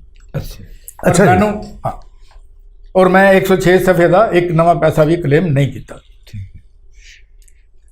ਉਹਨਾਂ ਨੇ ਮੇਰੇ ਨੂੰ ਫਿਰ ਅੱਗੋਂ ਕੰਮ ਨਹੀਂ ਭੇਜਿਆ ਤੇ ਕਿਤਾਬ ਛਪਵਾਤੀ ਹਿੰਦੀ ਵਾਲਾ। ਹਾਂਜੀ। ਮੈਂ ਅਚਾਨਕ ਇੱਕ ਦਿਨ ਪੰਜਾਬ ਬੁੱਕ ਸੈਂਟਰ ਤੇ ਗਿਆ ਤੇ ਕਿਤਾਬ ਉੱਥੇ ਪਈ ਹੋਈ, ਮੈਂ ਚੁੱਕੀ ਤੇ ਜਦੋਂ ਮੈਂ ਉਹਨੂੰ ਲਿਆ ਕੇ ਦੇਖਿਆ ਤਾਂ ਪਹਿਲੇ 5 ਸਫ਼ਿਆਂ ਦੇ ਉੱਤੇ 48 ਗਲਤੀਆਂ। ਅੱਛਾ ਜੀ, ਇਹਦੇ 47 ਇਹਦੇ 'ਚ 48 ਮਿਸਟੇਕਸ 5 ਸਫ਼ਿਆਂ 'ਚ। ਇੱਕ ਮਿੰਟ ਜੀ, ਕਿਉਂਕਿ ਤੁਸੀਂ 106 ਪੇਜ ਕੀਤੇ ਸੀਗੇ, ਤੁਹਾਡਾ ਨਾਂ ਹੈਗਾ ਜੀ ਇਹਦੇ ਤੇ ਕਿ ਨਹੀਂ? ਨਹੀਂ, ਉਹ ਇਹਦੇ ਤਾਂ ਮੈਂ 100 ਸਫ਼ੇ ਟ੍ਰਾਂਸਲੇਟ ਕੀਤੇ ਨੇ। ਉਹ ਨਾਂ ਹੈਗਾ ਮੇਰਾ, ਨਾਂ ਹੈਗਾ। ਹਾਂ, ਉਹ 100 ਸਫ਼ੇ ਟ੍ਰਾਂਸਲੇਟ ਕੀਤੇ ਨੇ। ਇਹ ਤਾਂ 106 ਸਫ਼ੇ ਜਿਹੜੇ ਹੈ ਉਹ ਪੰਜਾਬੀ ਦੇ ਤੇ ਹਿੰਦੀ ਦੇ ਊੜੇ ਦੀ ਜਿਹੜੀ ਐਂਟਰੀ ਹੈ। ਅੱਛਾ ਜੀ। ਉਹ 56 ਸਫ਼ੇ ਮੇਰਾ ਖਿਆਲ ਹਿੰਦੀ ਵਾਲੇ ਨੇ ਜਾਂ ਪੰਜਾਬੀ ਵਾਲੇ ਨੇ ਤੇ 50 ਇਧਰ 100 ਸੋਧਣ ਵਾਲੀ ਜਿਹੜੀ ਉਹ ਮੈਂ ਉਹ ਸੋਧ ਕਰਕੇ ਉਹਨਾਂ ਨੂੰ ਜੂਨ 2012 ਨੂੰ ਦੇ ਆਇਆ ਸੀ ਤੇ ਉਹਨਾਂ ਨੇ ਬਾਅਦ 'ਚ ਮੈਨੂੰ ਨਹੀਂ ਭੇਜਿਆ। ਤੇ ਕਿਤਾਬ ਜਦੋਂ ਛਾਪੀ ਮੈਂ ਉਹ 48 ਜਿਹੜੇ ਸਫ਼ੇ ਸੀ ਉਹ ਤੇ ਇੱਕ ਸਫ਼ਾ ਐਵੇਂ ਖੋਲ੍ਹਿਆ ਤੇ ਉਹ 2 ਸਫ਼ਿਆਂ ਤੇ 3 ਗਲਤੀਆਂ ਨਿਕਲ ਆਈਆਂ, ਐਵੇਂ ਰੈਂਡਮਲੀ ਖੋਲ੍ਹਿਆ। ਮੈਂ ਉਹਦੇ 2 ਸਫ਼ੇ ਦੀ ਕਾਪੀ ਕਰਾਈ, ਫੋਟੋ ਕਾਪੀ, ਤੇ ਉਹ ਜਿਹੜੇ ਪਹਿਲੇ 5 ਸਫ਼ੇ ਸੀ ਉਹਨਾਂ ਦੀ ਕਰਾਈ। ਉਹਨਾਂ ਉੱਤੇ ਗਲਤੀਆਂ ਮੈਂ ਮਾਰਕ ਕੀਤੀਆਂ ਔਰ ਗਲਤੀਆਂ ਮਾਰਕ ਕਰਕੇ ਮੈਂ ਨੰਬਰ ਲਗਾ ਕੇ ਤੇ ਉਹਨਾਂ ਸਾਰੀਆਂ ਗਲਤੀਆਂ ਦੀ ਇੱਕ ਵਿਆਖਿਆ ਦੇ ਰੂਪ ਵਿੱਚ ਇੱਕ ਆਰਟੀਕਲ ਲਿਖਿਆ। ਗੁਰਸ਼ਬਦ ਰਤਨਾਕਰ ਮਹਾਨ ਕੋਸ਼ ਹਿੰਦੀ ਅਨੁਵਾਦ ਪ੍ਰਥਮ ਖੰਡ ਤੇ ਇੱਕ ਚਾਤ। ਇਹ ਆਰਟੀਕਲ ਨਾਲ ਉਹ ਸਫ਼ੇ ਜਿਨ੍ਹਾਂ ਦੇ ਉੱਤੇ ਨਿਸ਼ਾਨ ਲੱਗੇ ਸੀ ਗਲਤੀਆਂ ਦੇ, ਤੇ ਜਿਹੜੇ ਸਫ਼ਿਆਂ ਉੱਤੇ ਨਿਸ਼ਾਨ ਲੱਗੇ ਹੋਏ ਸੀ ਗਲਤੀਆਂ ਦੇ ਉਹ ਸਫ਼ੇ ਨਾਲ ਲਗਾ ਕੇ ਮੈਂ ਯੂਨੀਵਰਸਿਟੀ ਨੂੰ ਭੇਜਦੇ ਔਰ ਉਹਨਾਂ ਦੀ ਸਾਰੀ ਵਿਆਖਿਆ ਉਸ ਆਰਟੀਕਲ ਦੇ ਵਿੱਚ ਸੀ ਵੀ ਇਹ ਗਲਤੀ ਜਿਹੜੀ ਹੈ ਇਹ ਕਿਉਂ ਹੈਗੀ ਹੈ। ਤੇ ਇਹਨਾਂ ਨੇ ਉਹਦੇ ਵੱਲ ਕੋਈ ਧਿਆਨ ਨਹੀਂ ਦਿੱਤਾ ਕਿਉਂਕਿ ਮੈਂ ਜਿਹੜੀ ਚਿੱਠੀ ਲਿਖੀ ਸੀ ਵੀਸੀ ਨੂੰ ਉਹਦਾ ਕੋਈ ਜਵਾਬ ਨਹੀਂ ਮੈਨੂੰ ਦਿੱਤਾ ਗਿਆ। ਉਸ ਤੋਂ ਬਾਅਦ ਫਿਰ ਮੈਂ ਆਪਣੇ ਇੱਕ ਦੋਸਤ ਨਾਲ ਗੱਲ ਕੀਤੀ, ਉਹ ਕੋਈ ਇੱਕ ਬੰਦਾ ਉਹਦਾ ਵਾਕਫ ਸੀ, ਤਾਂ ਸਾਨੂੰ ਪਰਮਿਸ਼ਨ ਮਿਲ ਗਈ, ਅਸੀਂ ਗਵਰਨਰ ਨੂੰ ਜਾ ਕੇ ਮਿਲੇ। ਇਹ ਦਸੰਬਰ 2014 ਦੀ ਗੱਲ ਹੈ। ਹਾਂਜੀ। गवर्नर साहब ਨੂੰ मैं जाके दसिया तो वो कहने लगे किस किस्म की गलतियां हैं। मैं कहा जी आप देख लीजिए, ऐसे लगता है जिन्होंने ये काम किया है उन्होंने शायद 10वीं तक भी हिंदी नहीं पढ़ी। वो कहने लगे अच्छा ये मुझे दे दो, मैं चिट्ठी लिखूँगा। ਤਾਂ ਫਿਰ ਗਵਰਨਰ ਦੇ ਆਫਿਸ ਤੋਂ ਪੰਜਾਬੀ ਯੂਨੀਵਰਸਿਟੀ ਨੂੰ ਚਿੱਠੀ ਗਈ ਔਰ ਉਹਨਾਂ ਨੇ ਕਿਹਾ ਬਈ ਸਾਰੇ ਜਿੰਨੇ ਵੀ ਮੈਂ ਨਾਲ ਉਹਦੇ ਕਾਗਜ਼ ਲਗਾਏ ਸੀ ਉਹਨਾਂ ਨੇ ਉਹ ਭੇਜ ਦਿੱਤੇ ਔਰ ਉਹਨਾਂ ਨੇ ਕਿਹਾ ਕਿ ਇਹ ਸਾਡੇ ਦਫ਼ਤਰ ਨੂੰ ਵੀ ਤੇ ਬਿਨੈਕਾਰ ਨੂੰ ਵੀ ਜੋ ਤੁਸੀਂ ਇਹਦੇ ਉੱਤੇ ਐਕਸ਼ਨ ਲੈ ਰਹੇ ਹੋ ਉਹਦੇ ਬਾਰੇ 'ਚ ਸੂਚਿਤ ਕਰੋ। ਗਵਰਨਰ ਸਾਹਿਬ ਦੇ ਦਫ਼ਤਰ 'ਚ ਉਹਨਾਂ ਕੀ ਲਿਖਿਆ ਮੈਨੂੰ ਨਹੀਂ ਪਤਾ, ਪਰ ਮੈਨੂੰ ਅੱਜ ਤੱਕ ਉਹਨਾਂ ਨੇ ਇਸ ਦਾ ਜਵਾਬ ਨਹੀਂ ਦਿੱਤਾ। ਪਰ ਇਸ ਦਾ ਉਹਨਾਂ ਨੇ ਜੋ ਅੱਗੋਂ ਜੋ ਉਹਨਾਂ ਨੇ ਐਕਸ਼ਨ ਕੀਤਾ ਉਹ ਇਹ ਕੀਤਾ ਕਿ ਇਹਨਾਂ ਨੇ 2 ਵਿਦਵਾਨਾਂ ਤੋਂ ਸਾਰੀ ਕਿਤਾਬ ਦੀਆਂ ਗਲਤੀਆਂ ਲਗਵਾਈਆਂ। ਸਾਰੀ ਕਿਤਾਬ ਦੀਆਂ ਗਲਤੀਆਂ ਲਗਵਾਉਣ ਤੋਂ ਬਾਅਦ ਕੀਤਾ ਕਿ ਸਿਰਫ ਪਹਿਲੇ 5 ਸਫ਼ੇ ਜਿਹਦੇ ਬਾਰੇ 'ਚ ਗਵਰਨਰ ਦੇ ਆਫਿਸ ਤੋਂ ਚਿੱਠੀ ਗਈ ਸੀ ਉਹ ਉਹਨਾਂ ਨੇ ਚੇਂਜ ਕਰ ਦਿੱਤੇ। 5 ਸਫ਼ੇ ਸਰ? 5 ਸਫ਼ੇ। ਜਿਹੜੇ 2 ਸਫ਼ੇ ਅਗਲੇ ਸੀ ਜਿਹਦੇ 3 ਗਲਤੀਆਂ ਸੀ ਉਹ ਉਸੇ ਤਰ੍ਹਾਂ ਹੀ ਪਏ ਰਹੇ। ਹਾਂਜੀ। ਔਰ ਇਹਦੇ ਵਿੱਚ ਸੈਂਕੜੇ ਗਲਤੀਆਂ ਨੇ ਜਿਹੜੀਆਂ ਉਹਨਾਂ ਨੇ ਦਰੁਸਤ ਨਹੀਂ ਕੀਤੀਆਂ ਔਰ ਇਸ ਗਲਤੀਆਂ ਭਰਪੂਰ ਕਿਤਾਬ ਨੂੰ ਉਹ ਵੇਚਦੇ ਰਹੇ ਨੇ ਜਦੋਂ ਤੱਕ ਉਹ ਕਿਤਾਬ ਬੈਨ ਨਹੀਂ ਹੋਈ, ਸੇਲ ਬੈਨ ਨਹੀਂ ਹੋਈ, ਤਦ ਤੋੜੀ ਇਹ ਕਿਤਾਬ ਜਿਹੜੀ ਹੈ ਇਹ ਵਿਕਦੀ। ਠੀਕ ਹੈ ਜੀ। ਧਰਮ ਸਾਹਿਬ ਜੀ ਹੁਣ ਇਹ ਜਿਹੜੀ ਬੈਨ ਹੋਈ ਹੈ ਪੰਜਾਬੀ, ਹਿੰਦੀ, ਅੰਗਰੇਜ਼ੀ ਤਿੰਨੇ ਤਰ੍ਹਾਂ ਦੀ ਬੈਨ ਹੋ ਗਈ? ਤਿੰਨੇ ਬੈਨ। That's right. ਠੀਕ ਹੈ। ਇਹ ਹੁਣ ਜਿਹੜੀ ਆਪਾਂ ਹਿੰਦੀ ਵਾਲੇ ਦੀ ਗੱਲ ਕਰਦੇ ਹਾਂ ਜੀ, ਹਿੰਦੀ ਵਾਲੇ ਦੇ ਵਿੱਚ ਜਿਵੇਂ ਜਿਹੜੇ ਕਾਪੀ ਸੰਪਾਦਨ ਨੇ, ਹਾਂਜੀ, ਜਿਵੇਂ ਇਹ ਐਡੀਸ਼ਨ 2013 ਦਾ ਹੀ ਆ ਜੀ।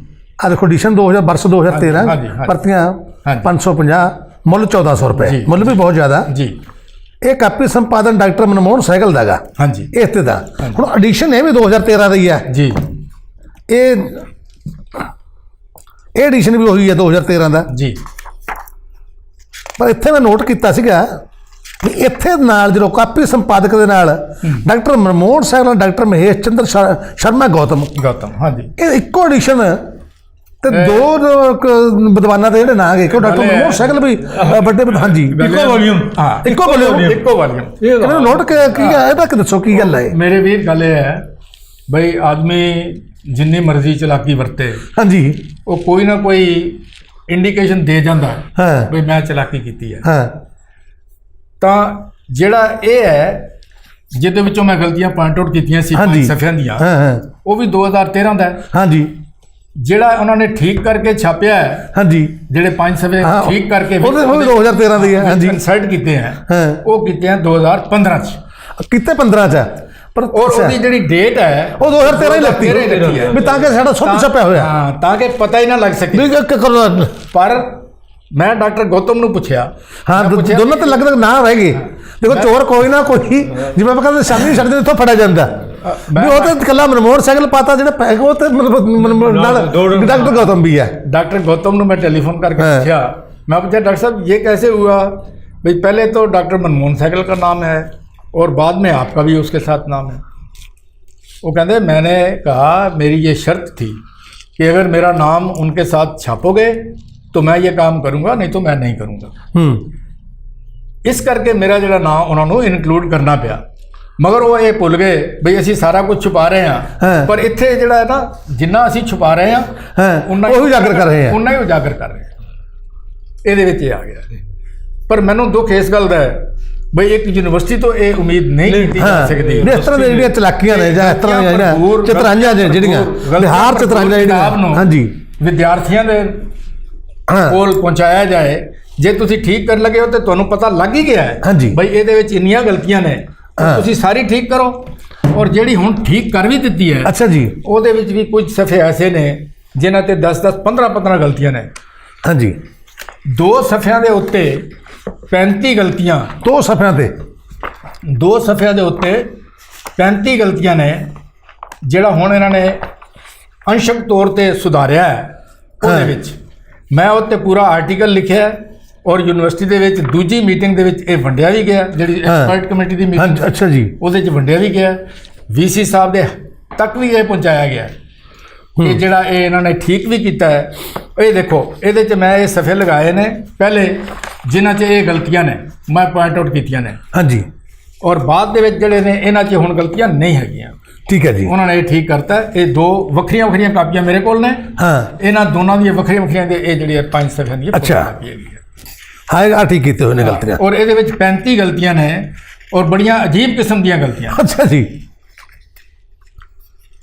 ਦੇਖੋ ਜੀ ਹੁਣ ਇਹੋ ਜਿਹਾ ਜਿਹੜਾ ਸਾਰਾ ਹੈਗਾ ਵੀ ਘਪਲਾ ਜਾਂ ਇਸ ਤਰ੍ਹਾਂ ਦੀ ਜਿਹੜੀ ਮਤਲਬ ਅਨਾਚਾਰ ਹੈ, ਉਹਦਾ ਹੁਣ ਕੀ ਇਹਦੇ ਬਾਰੇ ਕਿਹਾ ਜਾਵੇ ਵੀ ਏਡੇ ਵੱਡੇ ਵਿਦਵਾਨ ਜਿਹੜੇ ਹੈਗੇ ਆ ਲੱਖਾਂ ਰੁਪਏ ਤਨਖਾਹ ਲੈਂਦੇ ਨੇ, ਉਹ ਕੀ ਹੈਗਾ ਇਹਦਾ ਅੱਗੇ ਸਵਾਲ ਕਰਾਂਗੇ। ਕੋ ਸਾਡੇ ਕੋਲ ਕਿਉਂਕਿ ਹੁਣ 3 ਐਡੀਸ਼ਨ ਹੈ ਇਹਦੇ, ਇਹ ਹੁਣ ਅੰਗਰੇਜ਼ੀ ਵਾਲੇ ਗੱਲ ਵੀ ਕਰਨੀ ਚਾਹੁੰਦੇ ਆਪਾਂ ਤਮਨ ਸਾਹਿਬ ਹੋਰਾਂ ਨਾਲ, ਜਿਹੜਾ ਅੰਗਰੇਜ਼ੀ ਦੇ ਵਿੱਚ ਛਪਿਆ ਗਿਆ ਇਹਦਾ ਮਹਾਨ ਕੋਸ਼ ਨੂੰ ਉਹਨੇ ਅੰਗਰੇਜ਼ੀ ਦਾ ਅਨੁਵਾਦਕ ਕੀਤਾ। ਇਹਦੇ ਵਿੱਚ ਵੀ ਬਹੁਤ ਵੱਡੀਆਂ ਹਸਤੀਆਂ ਜਿਹੜੀਆਂ ਐਡਵਾਈਜ਼ਰੀ ਬੋਰਡ ਦੇ ਵਿੱਚ ਵੀ ਆ, ਇਹਦੇ ਮਤਲਬ ਐਡੀਟੋਰੀਅਲ ਬੋਰਡ ਦੇ ਵਿੱਚ ਵੀ ਆ। ਇਹ ਡਾਕਟਰ ਸਵਰਨ ਸਿੰਘ ਬੋਪਾ ਰਾਏ ਜਦੋਂ ਹੁੰਦੇ ਸੀਗੇ, ਇਹ ਮੈਨੂੰ ਉਦੋਂ ਦਾ ਐਡੀਸ਼ਨ ਛਪਿਆ ਹੋਇਆ ਜੀ ਤਾਂ ਹਾਂਜੀ ਹਾਂਜੀ ਹਾਂ 2006 ਦਾ, ਜਿਸ ਵਕਤ ਆਪਣੇ ਸਰਦਾਰ ਅਮਰਿੰਦਰ ਸਿੰਘ ਦੀ ਸਰਕਾਰ ਹੁੰਦੀ ਸੀ। ਇਹਨਾਂ ਨੇ ਇਹਨਾਂ ਨੂੰ ਗ੍ਰਾਂਟ 2 ਕਰੋੜ ਦੀ ਜਾਰੀ ਕੀਤੀ ਸੀ। ਤੇ ਜਿਹੜਾ ਐਡਵਾਈਜ਼ਰੀ ਬੋਰਡ ਹੈ ਇਹਦੇ ਵਿੱਚ ਭਾਈ ਅਸ਼ੋਕ ਸਿੰਘ ਬਾਗੜੀਆਂ, ਮੇਜਰ AP ਸਿੰਘ ਜਿਹੜੇ ਕਿ ਭਾਈ ਕਾਹਨ ਸਿੰਘ ਨਾਭਾ ਦੇ ਪੜਪੋਤੇ ਨੇ, ਤੇ SP S ਬਿਰਦੀ, ਪਰਮ ਬਖਸ਼ੀਸ਼ ਸਿੰਘ ਇਹ ਪੰਜਾਬੀ ਯੂਨੀਵਰਸਿਟੀ 'ਚ ਹੁੰਦੇ ਸੀਗੇ, ਇੰਦੂ ਬੰਗਾ ਗੁਰੂ ਨਾਨਕ ਦੇਵ ਯੂਨੀਵਰਸਿਟੀ ਤੋਂ, ਜੋਧ ਸਿੰਘ ਇਹ ਪੰਜਾਬੀ ਯੂਨੀਵਰਸਿਟੀ ਦੇ ਨੇ, ਜਸਵਿੰਦਰ ਸਿੰਘ ਡਾਕਟਰ ਇਹ ਵੀ ਪੰਜਾਬੀ ਯੂਨੀਵਰਸਿਟੀ ਦੇ ਨੇ, BS ਸੰਧੂ ਸ਼ਾਇਦ ਇੱਕ ਹੋਰ ਯੂਨੀਵਰਸਿਟੀ ਦੇ ਹੋਣਗੇ ਕਿਸੇ ਤੋਂ। ਤੇ ਇਹਨਾਂ ਦੇ ਵਿੱਚ ਹੈਗਾ ਅਮਰਜੀਤ ਸਿੰਘ ਤਾਂ ਤੁਹਾਡੇ ਕੋਲ ਵੀ ਕੰਮ ਇਹਨੇ ਕਰਵਾਇਆ, ਮੇਜਰ ਗੁਰਮੁਖ ਸਿੰਘ ਵੀ ਹੈਗੇ ਨੇ, ਮਹਿੰਦਰ ਸਿੰਘ ਬਜਾਜ ਵੀ, ਅਮਰਜੀਤ ਸਿੰਘ ਤਵਨ, ਹਿਨਾ ਨਾਦਰਾ ਜੋਗ, ਮੈਡਮ ਲਾਲ ਹਸੀਜਾ, ਮਦਨ ਲਾਲ ਹਸੀਜਾ, ਗੁਰਦਿਆਲ ਸਿੰਘ ਆਰਫ, ਨਵਰਤਨ ਕਪੂਰ, ਹਰਵਿੰਦਰ ਕੌਰ ਗਰੋਵਰ, TD ਜੋਸ਼ੀ, ਵੇਦ ਅਗਨੀਹੋਤਰੀ, ਗੁਰਵਿੰਦਰ ਕੌਰ, ਕੁਲਜੀਤ ਕਪੂਰ, ਇਹ ਸਾਰਿਆਂ ਤੋਂ ਕਰਵਾਇਆ ਜੀ ਕੰਮ ਤੁਹਾਡੇ ਕੋਲੋਂ। ਇਹਦੇ ਵਿੱਚ ਕੀ ਹੈਗਾ ਜੀ ਗਲਤੀਆਂ, ਕਿਸ ਤਰ੍ਹਾਂ ਦਾ ਇਹਦਾ ਹੈਗਾ ਸਾਰਾ ਜੋ ਮਿਸਟੇਕਾਂ ਹੋਈਆਂ ਜਾਂ ਇਹਦੇ ਵਿੱਚ ਕੀ ਅਨਾਚਾਰ ਹੋਇਆ ਅਕੈਡਮਿਕ, ਉਹਦੇ ਬਾਰੇ ਵੀ ਤੁਸੀਂ ਸਾਨੂੰ ਥੋੜ੍ਹਾ ਜਿਹਾ ਦੱਸੋ। ਕਿਉਂਕਿ ਇਹਦੇ ਜਿਹੜੇ ਐਡੀਟੋਰੀਅਲ ਬੋਰਡ ਦੇ ਵਿੱਚ ਨਾ ਇੱਕ ਹੋਰ ਪ੍ਰੋਮੀਨੈਂਟ ਵਿਦਵਾਨ ਸਾਡੇ ਕੋਲ ਹੈਗੇ ਨੇ, ਡਾਕਟਰ ਤੇਜਵੰਤ ਗਿੱਲ। ਉਹ ਤੇਜਵੰਤ ਗਿੱਲ ਪੰਜਾਬੀ ਸਾਹਿਤ ਦੇ ਵਿੱਚ ਕਈ ਜਾਣ ਪਛਾਣ ਦੇ ਮੁਤਾਜ ਨਹੀਂ। ਜਿਹੜੇ ਸਾਡੇ ਪੰਜਾਬੀ ਸਾਹਿਤ ਦੇ ਵੱਡੇ ਥੰਮ ਹੋਏ ਨੇ ਪ੍ਰੋਫੈਸਰ ਸੰਤ ਸਿੰਘ ਸੇਖੋਂ, ਉਹਨਾਂ ਦੇ ਭਾਣਜੇ ਨੇ। ਇਹ ਕਿਹਾ ਜਾਂਦਾ ਵੀ ਭਾਈ ਡਾਕਟਰ ਤੇਜਵੰਤ ਗਿੱਲ ਭਾਈ ਪ੍ਰੋਫੈਸਰ ਸੰਤ ਸਿੰਘ ਸੇਖੋਂ ਨੇ ਵਾਰਸ ਖਵਾਉਂਦੇ ਨੇ ਆਪਣੇ ਆਪ ਨੂੰ। ਸੋ ਇਹਦੇ ਵਿੱਚ ਜਿਹੜਾ ਮੈਂ ਹੁਣ ਤਾਂ ਨਾਮ ਪੜ੍ਹਿਆ ਗਾ, ਜਿਹੜੇ ਐਡੀਟੋਰੀਅਲ ਬੋਰਡ ਆ ਉਹਦੇ ਵਿੱਚ ਪ੍ਰੇਮ ਸਿੰਘ ਨੇ ਜਿਹੜੇ ਫਾਰਮਲੀ ਪ੍ਰੋਫੈਸਰ ਆਫ ਲੈਂਗੁਏਜ ਨੇ ਦਿੱਲੀ ਯੂਨੀਵਰਸਿਟੀ ਦੇ, ਤੇ ਡਾਕਟਰ ਤੇਜਵੰਤ ਗਿੱਲ ਨੇ, ਤੇ ਗੁਰਪਾਲ ਸਿੰਘ ਸੇਖੋਂ ਨੇ ਜਿਹੜੇ ਪੰਜਾਬੀ ਯੂਨੀਵਰਸਿਟੀ ਦੇ ਪਟਿਆਲਾ ਦੇ ਵਿੱਚ ਫਾਰਮਲੀ ਪ੍ਰੋਫੈਸਰ ਨੇ ਇੰਗਲਿਸ਼ ਦੇ। ਹੁਣ ਤਿੰਨੇ ਵੱਡੇ ਐਡੀਟੋਰੀਅਲ ਬੋਰਡ ਦੇ ਵਿੱਚ ਹੋਣ ਪ੍ਰੋਮੀਨੈਂਟ ਬੰਦੇ, ਤੇ ਪ੍ਰੋਫੈਸਰ ਤੇਜਵੰਤ ਗਿੱਲ ਆ ਜਿਹੜਾ ਡਾਕਟਰ, ਇਹਦਾ ਇੰਟਰਨੈਸ਼ਨਲ ਪੱਧਰ 'ਤੇ ਮਸ਼ਹੂਰ ਆਲੋਚਕ ਆ। ਸੋ ਇਹਦੇ ਬਾਰੇ ਸੰਬੰਧ ਸਾਨੂੰ ਦੱਸੋ ਵੀ ਕੀ ਅਨਾਚਾਰ ਹੋਇਆ। ਮੈਂ ਉਸ ਤੋਂ ਪਹਿਲੇ ਇੱਕ ਛੋਟੀ ਜਿਹੀ ਗੱਲ ਹਾਂਜੀ ਤੁਸੀਂ ਗੱਲ ਹਾਂਜੀ ਕਿ ਜਦੋਂ ਅਸੀਂ ਪੰਜਾਬੀ ਯੂਨੀਵਰਸਿਟੀ ਦੇ ਜੋ ਉਹ ਕਿਸੇ ਗੱਲ ਦਾ ਜਵਾਬ ਨਹੀਂ ਦੇਣਾ, ਕਿਸੇ ਗੱਲ ਦੇ ਉੱਤੇ ਜਿਹੜਾ ਸਹਿਮਤ ਨਹੀਂ ਹੋਣਾ, ਇਸ ਤੋਂ ਤੰਗ ਆ ਗਏ, ਤਾਂ ਮੈਂ ਆਪਣੇ ਦੋਸਤਾਂ ਨਾਲ ਗੱਲ ਕੀਤੀ, ਤਾਂ ਅਸੀਂ ਕੋਰਟ ਵਿੱਚ ਜਾਣ ਦਾ ਤਈਆ ਕਰ ਲਿਆ। ਔਰ ਮੇਰੇ ਨਾਲ ਮੇਰੇ ਸਾਥੀ ਜੁੜੇ, ਸਰਦਾਰ ਰਵਿੰਦਰ ਸਿੰਘ ਔਰ ਸਰਦਾਰ ਮਨਜੀਤ ਸਿੰਘ ਔਰ ਸਰਦਾਰ ਰਜਿੰਦਰ ਸਿੰਘ। ਜਦੋਂ ਅਸੀਂ ਕੋਰਟ 'ਚ ਜਾਣ ਦੀ ਤਿਆਰੀ ਕੀਤੀ ਤੇ ਵਕੀਲ ਨੂੰ ਮਿਲੇ, ਤੇ ਵਕੀਲ ਨੂੰ ਮੈਂ ਹਿੰਦੀ ਦੀ ਗੱਲ ਕਰੀ ਜਾਵਾਂ ਕਿਉਂਕਿ ਝਗੜਾ ਤੇ ਉੱਥੋਂ ਹੀ ਸ਼ੁਰੂ ਹੋਇਆ ਸੀਗਾ। ਹਾਂਜੀ। ਤਾਂ ਉਹ ਕਹਿਣ ਲੱਗਾ ਜੀ ਤੁਸੀਂ ਹਿੰਦੀ ਦੀ ਗੱਲ ਕਰ ਰਹੇ ਹੋ, ਜਿਨ੍ਹਾਂ ਨੇ ਇੰਨਾ ਗਲਤ ਇਹ ਕੰਮ ਕਰ ਦਿੱਤਾ ਹੈ ਉਹ ਪੰਜਾਬੀ ਤੇ ਅੰਗਰੇਜ਼ੀ ਦਾ ਉਹਨਾਂ ਨੇ ਕੀ ਕੀਤਾ ਹੋਣਾ, ਉਹ ਵੀ ਤੁਸੀਂ ਦੇਖਿਆ। ਤਾਂ ਮੈਂ ਰੈਂਡਮਲੀ ਐਵੇਂ ਸਫੇ ਪਰਤਣੇ ਸ਼ੁਰੂ ਕੀਤੇ। ਅੱਛਾ ਜੀ। ਤਾਂ ਮੈਂ ਦੇਖਿਆ ਅੰਗਰੇਜ਼ੀ, ਪੰਜਾਬੀ ਔਰ ਹਿੰਦੀ ਸਾਰਿਆਂ 'ਚ ਉਹੀ ਗਲਤੀ, ਇਹਨਾਂ ਸਾਰਿਆਂ 'ਚ ਇਸ ਤਰ੍ਹਾਂ ਦੀਆਂ ਹੀ ਗਲਤੀਆਂ ਨੇ। ਹੁਣ ਆਪਾਂ ਇੱਕ ਮਿਸਾਲ ਲੈ ਲੈਂਦੇ ਹਾਂ। ਇਹ ਇੰਟਰੋਡਕਸ਼ਨ ਇਹਦੀ 30 ਸਫੇ ਦੇ ਉੱਤੇ ਕੱਢੋ ਜੀ। ਇਹ ਇੰਟਰੋਡਕਸ਼ਨ ਹੈ, ਠੀਕ ਹੈ ਜੀ। ਇਹ ਸਾਡੇ ਇਹ ਭਾਈ ਸਾਹਿਬ ਤੁਸੀਂ ਪੜ੍ਹੋ ਪੰਜਾਬੀ 'ਚ ਕੀ ਲਿਖਿਆ ਤੇ ਤੁਸੀਂ ਅੰਗਰੇਜ਼ੀ 'ਚ ਪੜ੍ਹੋ ਜੀ ਕੀ ਲਿਖਿਆ। ਸੰਮਤ 1955 ਵਿੱਚ ਪੰਡਿਤ ਤਾਰਾ ਸਿੰਘ ਜੀ ਦਾ ਗੁਰਗ੍ਰਾਰਥ ਕੋਸ਼, ਠੀਕ ਹੈ ਜੀ, ਕੀ ਲਿਖਿਆ ਜੀ। After going through Pandit Tara Singh Guru Granth Kosh in Sammat 1955, ਇੱਥੇ ਪਹਿਲੀ ਲਾਈਨ 'ਚ ਲਿਖਿਆ ਹੈ ਪੰਡਿਤ ਤਾਰਾ ਸਿੰਘ ਜੀ ਦਾ ਗੁਰੂ ਗ੍ਰਾਰਥ ਕੋਸ਼। ਹਾਂ, ਤੇ ਅੰਗਰੇਜ਼ੀ 'ਚ ਇਹ ਬਦਲ ਗਿਆ, ਗੁਰੂ ਗ੍ਰੰਥ, ਇਹ ਬਣ ਗਿਆ ਗੁਰੂ ਗ੍ਰੰਥ ਕੋਸ਼ ਤੋਂ ਪਹਿਲੀ ਲਾਈਨ ਹੀ ਪਹਿਲੀ ਲਾਈਨ। ਇਹ ਦੇਖ ਲਓ ਜੀ, ਅਸੀਂ ਹੁਣ ਬਗੈਰ ਕਿਸੇ ਦੀ ਗੱਲ ਤੇ ਗੁਰੂ ਗ੍ਰੰਥ ਕੋਸ਼ ਹੋਰ ਆ, ਗੁਰੂ ਗ੍ਰਾਰਥ ਕੋਸ਼ ਦਾ ਅਰਥਾਂ ਦੇ ਨਰਥੀ ਜਿਹੜੇ ਹੋਣੇ ਆ। ਹਾਂਜੀ, ਕਿੰਨਾ ਵੱਡਾ ਵਿਦਵਤਾ ਦਾ ਜਿਹੜਾ ਇਹ ਪ੍ਰਦਰਸ਼ਨ ਹੈ। ਹੁਣ ਇੱਥੇ ਹੀ ਇਸੇ ਵਿੱਚ ਹੀ ਹਾਂਜੀ ਇਹ 3 ਨੰਬਰ ਦੇਖੋ, ਇਹਦੇ 'ਚ ਇਹ ਲਿਖਿਆ ਹੋਇਆ ਹੈ ਸੰਸਕ੍ਰਿਤ ਦੇ 1708 ਧਾਤੂਆਂ ਤੋਂ ਹਾਂ ਤੇ ਤੋਂ ਦਾ ਅੰਗਰੇਜ਼ੀ ਚ ਟ੍ਰਾਂਸਲੇਸ਼ਨ ਕੀਤਾ ਹੈ ਇਨ, ਦੈਨ ਇਨ ਫਰਾਮ ਦੀ ਬਜਾਏ ਇਨ ਇਨ ਕੀਤਾ ਹੋਇਆ ਹੈ। ਇਨ ਸੰਸਕ੍ਰਿਤ 1708 ਰੂਟਸ ਹਾਂ ਇਨ ਫਰੋਮ from 1708 ਸੰਸਕ੍ਰਿਤ ਰੂਟ ਦੀ ਬਜਾਏ ਉਹ ਇਨ ਕਰ ਅੱਗੇ ਲਿਖਿਆ ਹੈ ਇਹ ਹਾਂ ਇੱਥੇ ਲਿਖਿਆ ਹੈ ਜੇ ਧਾਤੂ ਦੇ ਇਸੇ ਅਰਥ ਨੂੰ ਲੈ ਕੇ ਕੁਹਾੜੇ ਛਵੀ ਟੋਕੇ ਆਦਿ ਨੂੰ ਅਸੀਂ ਆਖੀਏ ਹਾਂਜੀ ਆਦਿ ਹਾਂਜੀ ਤੇ ਅੰਗਰੇਜ਼ੀ ਚ ਟ੍ਰਾਂਸਲੇਸ਼ਨ ਕੀਤਾ ਹੈ on this basis ਅਸੀਂ can without any problem B used for ਕੁਹਾੜਾ ਛਵੀ ਆਰ ਟੋਕਾ ਆਰ ਟੋਕਾ ਆਦ ਦਾ ਟ੍ਰਾਂਸਲੇਸ਼ਨ ਜਾ ਆਰ ਕੀਤਾ ਹੋਇਆ ਜਾ ਹਾਂਜੀ ਹਾਂਜੀ ਐਟਸੈਟਰਾ ਦੀ ਬਜਾਏ ਆਰ ਕੀਤਾ ਹੈ। ਹੁਣ ਇਹਦੇ ਵਿੱਚ ਦੇਖੋ ਜੀ ਇਹਦੇ 'ਚ ਉਕਤ ਬਿਲਾਸ ਇਹ ਲਫ਼ਜ਼ ਹੈਗਾ ਇਹ 4 ਸਫ਼ੇ 'ਤੇ ਤੁਸੀਂ ਇਹਦੇ 'ਚ ਉਕਤੀ ਬਿਲਾਸ ਕੱਢੋ ਜੀ ਇਹ ਹੈਗਾ ਇਹ 4 ਸਫ਼ੇ 'ਤੇ ਹਾਂਜੀ ਇਹਨੂੰ ਪੜ੍ਹੋ ਜੀ ਕੀ ਹੈ ਪੰਜਾਬੀ 'ਚ ਕੀ ਲਿਖਿਆ ਇਹਦੇ 'ਚ ਉਕਤੀ ਬਿਲਾਸ। ਉਕਤ ਬਿਲਾਸ 10ਵੇਂ ਗ੍ਰੰਥ ਵਿੱਚ ਦੁਰਗਾ ਸਬਸਤੇ ਦਾ ਸੁਤੰਤਰ ਉਲਥਾ ਰੂਪ ਪਹਿਲਾ ਚੰਡੀ ਚਰਿੱਤਰ ਹਾਂਜੀ। ਜਿਸ ਦੀ ਰਚਨਾ ਵਿੱਚ ਅਨੇਕ ਮਨੋਹਰ ਉਕਤ ਯੁਕਤ ਦਾ ਚਮਤਕਾਰ ਹੈ। ਹਾਂਜੀ ਇਹ ਲਿਖਿਆ ਹੈ 10ਵੇਂ ਗ੍ਰੰਥ ਵਿੱਚ ਦੁਰਗਾ ਸਪਤਸ਼ਤੀ ਦਾ ਸੁਤੰਤਰ ਉਲੱਥਾ ਰੂਪ ਪਹਿਲਾ ਚੰਡੀ ਚਰਿੱਤਰ ਜਿਸ ਦੀ ਰਚਨਾ ਵਿੱਚ ਅਨੇਕ ਮਨੋਹਰ ਉਕਤੀ ਯੁਕਤੀ ਦਾ ਚਮਤਕਾਰ ਹੈ। ਔਰ ਅੰਗਰੇਜ਼ੀ ਟ੍ਰਾਂਸਲੇਸ਼ਨ ਕੀ ਲਿਖੀ ਹੈ ਜੀ ਇਹ ਹੈਗਾ ਜੀ ਇਹ ਫ੍ਰੀ ਟ੍ਰਾਂਸਲੇਸ਼ਨ ਆਫ ਦੁਰਗਾ ਜ ਓਮਨੀਪੋਟੈਂਟ ਪਾਵਰ ਇਨ 10ਵੇਂ ਗ੍ਰੰਥ Chandi Charitar excels in marvellous quotes its first line ਜ ਰੀਡ ਜ ਲੋ There's so much difference. a free translation of Durga's omnipotent power in Dasam Granth, Chandi Chittar excels in marvelous quotes. ਮੇਰਾ ਖਿਆਲ ਹੈ ਇਹ 3 ਐਗਜ਼ਾਮਪਲਾਂ ਹੀ ਕਾਫੀ ਨੇ ਇਹ ਜਾਣਨ ਵਾਸਤੇ। ਉਕਤੀ ਜੁਕਤੀ ਨੂੰ ਕੋਟਸ ਬਣਾਤਾ ਉਹਨੇ। ਹਾਂਜੀ ਕੋਰਸ ਬਣਾਤਾ ਉਕਤੀ ਜੁਕਤੀ ਤੁਹਾਨੂੰ ਪਤਾ ਹੀ ਨਹੀਂ ਹੈਗਾ ਉਕਤੀ ਜੁਕਤੀ ਗੱਲ ਹੀ ਹੋ ਰਿਹਾ ਉਕਤੀ ਜੁਕਤੀ ਕੀ ਚੀਜ਼ ਕੀ ਹੁੰਦੀ ਹੈ। ਤਾਂ ਮੇਰੀ ਬੇਨਤੀ ਇਹ ਹੈ ਕਿ ਇਹ 3 ਜਿਹੜੀਆਂ ਐਗਜ਼ਾਮਪਲਾਂ ਨੇ ਇਸ ਤੋਂ ਹੀ ਆਪਾਂ ਅੰਦਾਜ਼ਾ ਲਾ ਸਕਦੇ ਹਾਂ ਅੰਗਰੇਜ਼ੀ ਦਾ ਕੀ ਹਾਲ ਹੈ, ਅੰਗਰੇਜ਼ੀ ਟ੍ਰਾਂਸਲੇਸ਼ਨ ਦਾ ਕੀ ਪੱਧਰ ਹੈ ਹਾਂਜੀ ਕੀ ਲੈਵਲ ਹੈ। ਔਰ ਇਹਦੇ ਵਿੱਚ ਇੰਨੀਆਂ ਖਰਾਬੀਆਂ ਕੀਤੀਆਂ ਹੋਈਆਂ ਨੇ ਕਿ ਇੱਥੇ ਹੁਣ ਇਹ ਤਾਂ ਹੁਣ ਭਾਈ ਕਾਹਨ ਸਿੰਘ ਦਾ ਜਿਹੜੀ ਅਸਲੀ ਗੱਲ ਕਨਵੇ ਕਰਨਾ ਚਾਹੁੰਦੇ ਆ ਉਹਨੂੰ ਤੇ ਵਿਗਾੜ ਕੇ ਹੀ ਰੱਖਤਾ। ਬਿਲਕੁਲ ਉਹ ਜੀ ਤਾਂ ਇਹ ਦੱਸਣਾ ਚਾਹੁੰਦੇ ਆ ਬਈ ਇਹ ਜਿਹੜਾ ਚੰਡੀ ਚਰਿੱਤਰ ਹੈ ਇਹ ਕਿਸੇ ਦੀ ਓਰੀਜਨਲ ਰਚਨਾ ਨਹੀਂ ਹੈ ਇਹ ਤੇ ਦੁਰਗਾ ਸਪਤਸ਼ਤੀ ਦਾ ਖੁੱਲਾ ਉਲੱਥਾ ਹੈ ਹਾਂ ਤੇ ਇੱਥੇ ਦੱਸਦਾ ਵੀ ਇਹ ਤੇ ਦੁਰਗਾ ਦੀ ਜਿਹੜੀ ਓਮਨੀਪੋਟੈਂਟ ਪਾਵਰ ਹੈ ਉਹਦੀ ਟ੍ਰਾਂਸਲੇਸ਼ਨ ਹੈ।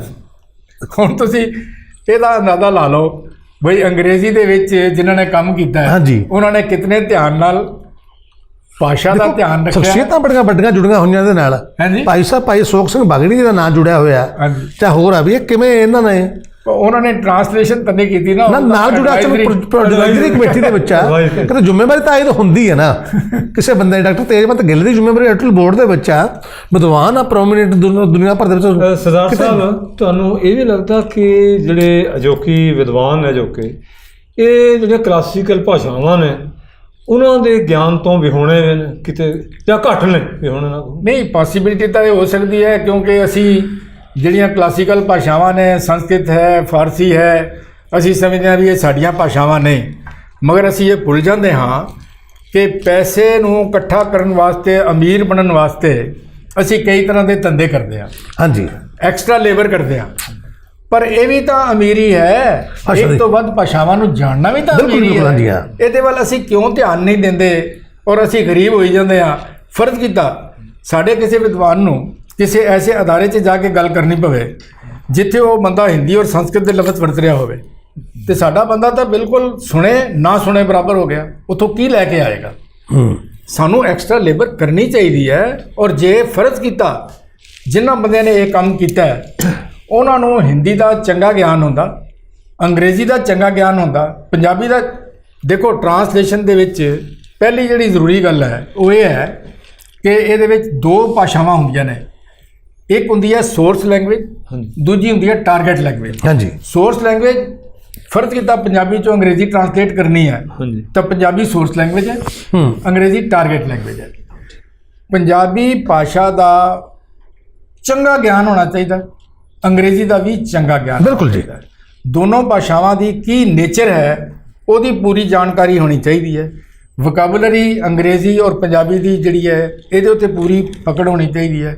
ਨੂਐਂਸਸ ਕਿਸ ਸ਼ਬਦ ਦੀਆਂ ਕੀ ਨੇ ਉਹ ਪਤਾ ਹੋਣੀਆਂ ਚਾਹੀਦੀਆਂ। ਬਿਲਕੁਲ। ਨਹੀਂ ਤਾਂ ਅਰਥ ਦੇ ਅਨਰਥ ਹੋ ਜਾਣਗੇ, ਉਤਰਾਰਣੀ और उत्तरायण वाला हाल होएगा, अनंत और अनश्वर वाला हाल होएगा। ਬਹੁਤ ਵੱਡੀ ਗੱਲ। ਅੱਛਾ, ਇਹਦੇ ਵਿੱਚੋਂ ਹੁਣ ਜਿਹੜੀ ਆਪਾਂ ਬੇਸਿਕਲੀ ਸਾਰੀ ਗੱਲ ਨੂੰ ਆ ਗਏ ਆ ਜੀ।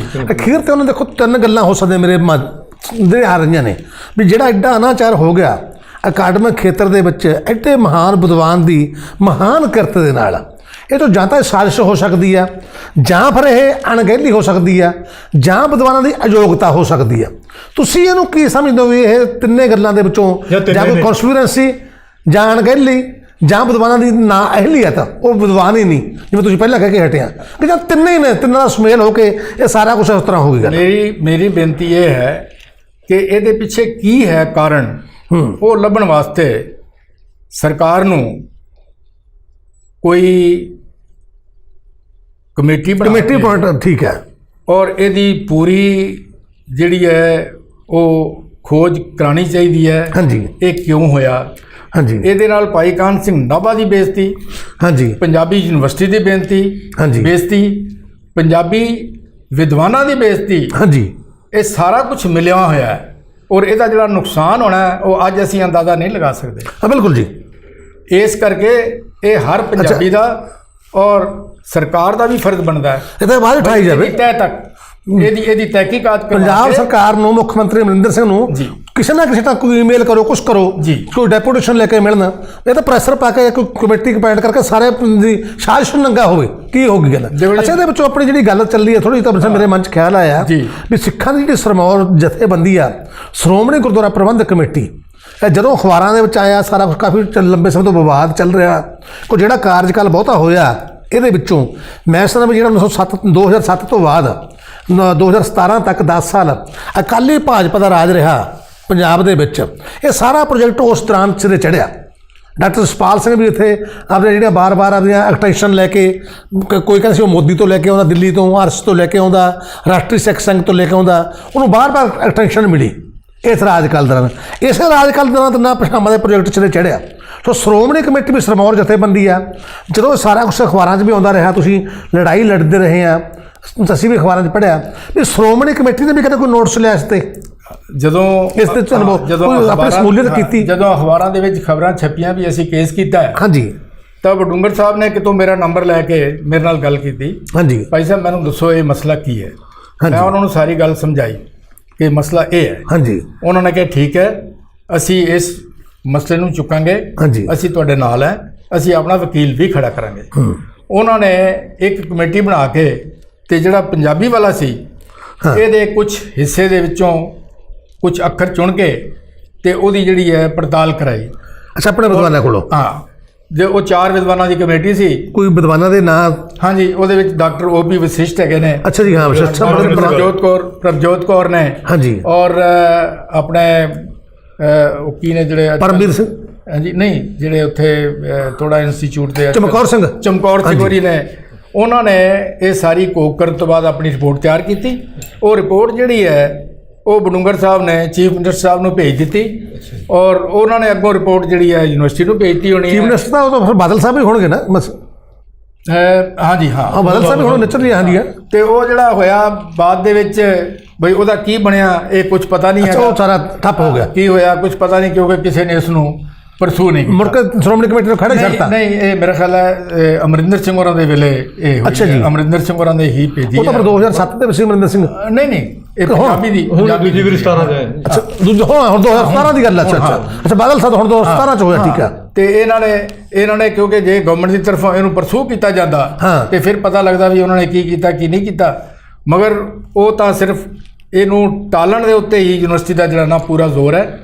ਅਖੀਰ ਦੇ ਵਿੱਚ ਤੁਸੀਂ ਹੁਣ ਇਹਦਾ ਜਿਹੜਾ ਹੈਗਾ ਵੀ ਕਿਵੇਂ, ਜਿਵੇਂ ਸਾਡੇ ਕੋਲ ਜਿਹੜੀਆਂ ਸਿੱਖਾਂ ਦੀਆਂ ਕੁਝ ਸਰਮੌਰ ਜਥੇਬੰਦੀਆਂ ਨੇ, institute of Sikh studies Chandigarh ਦੇ ਵਿੱਚ ਹੈਗਾ, ਜਾਂ ਕੇਂਦਰੀ ਸ੍ਰੀ ਗੁਰੂ ਸਿੰਘ ਸਭਾ ਹੈਗੀ ਆ, ਜਾਂ ਹੋਰ ਸੰਸਥਾਵਾਂ ਨੇ, ਵੀ ਉਹਨਾਂ ਨੂੰ ਆਪ ਦਾ ਕੇਸ ਹੱਥ 'ਚ ਲੈਣਾ ਚਾਹੀਦਾ ਸੀ। ਕਿਵੇਂ ਦੀ ਪੈਰਵੀ ਕਰੀਏ ਵੀ, ਜਾਂ ਤੁਸੀਂ ਕੋਰਟ 'ਚ ਵੀ ਗਏ, ਸਾਨੂੰ ਥੋੜ੍ਹਾ ਜਿਹਾ ਦੱਸੋ ਵੀ ਇਹ ਤਾਂ ਜਿਹੜੀ ਪਾਬੰਦੀ ਲੱਗੀ ਹੁਣ ਵਿਕਰੀ 'ਤੇ, ਉਹ ਕਿਵੇਂ ਲੱਗੀ? ਤੁਸੀਂ ਲਗਵਾਈ ਹੈ ਤੇ ਵਿਕਰੀ 'ਤੇ ਪਾਬੰਦੀ? ਨਹੀਂ, ਉਹ ਅਸੀਂ ਨਹੀਂ ਲਗਵਾਈ। ਹਾਂਜੀ। ਉਹ ਜਿਸ ਵੇਲੇ ਕੋਰਟ ਦੇ ਵਿੱਚ ਕੇਸ ਗਿਆ, ਔਰ ਕੋਰਟ ਤੁਸੀਂ ਲੱਗੇ ਹੋ ਕੇਸ?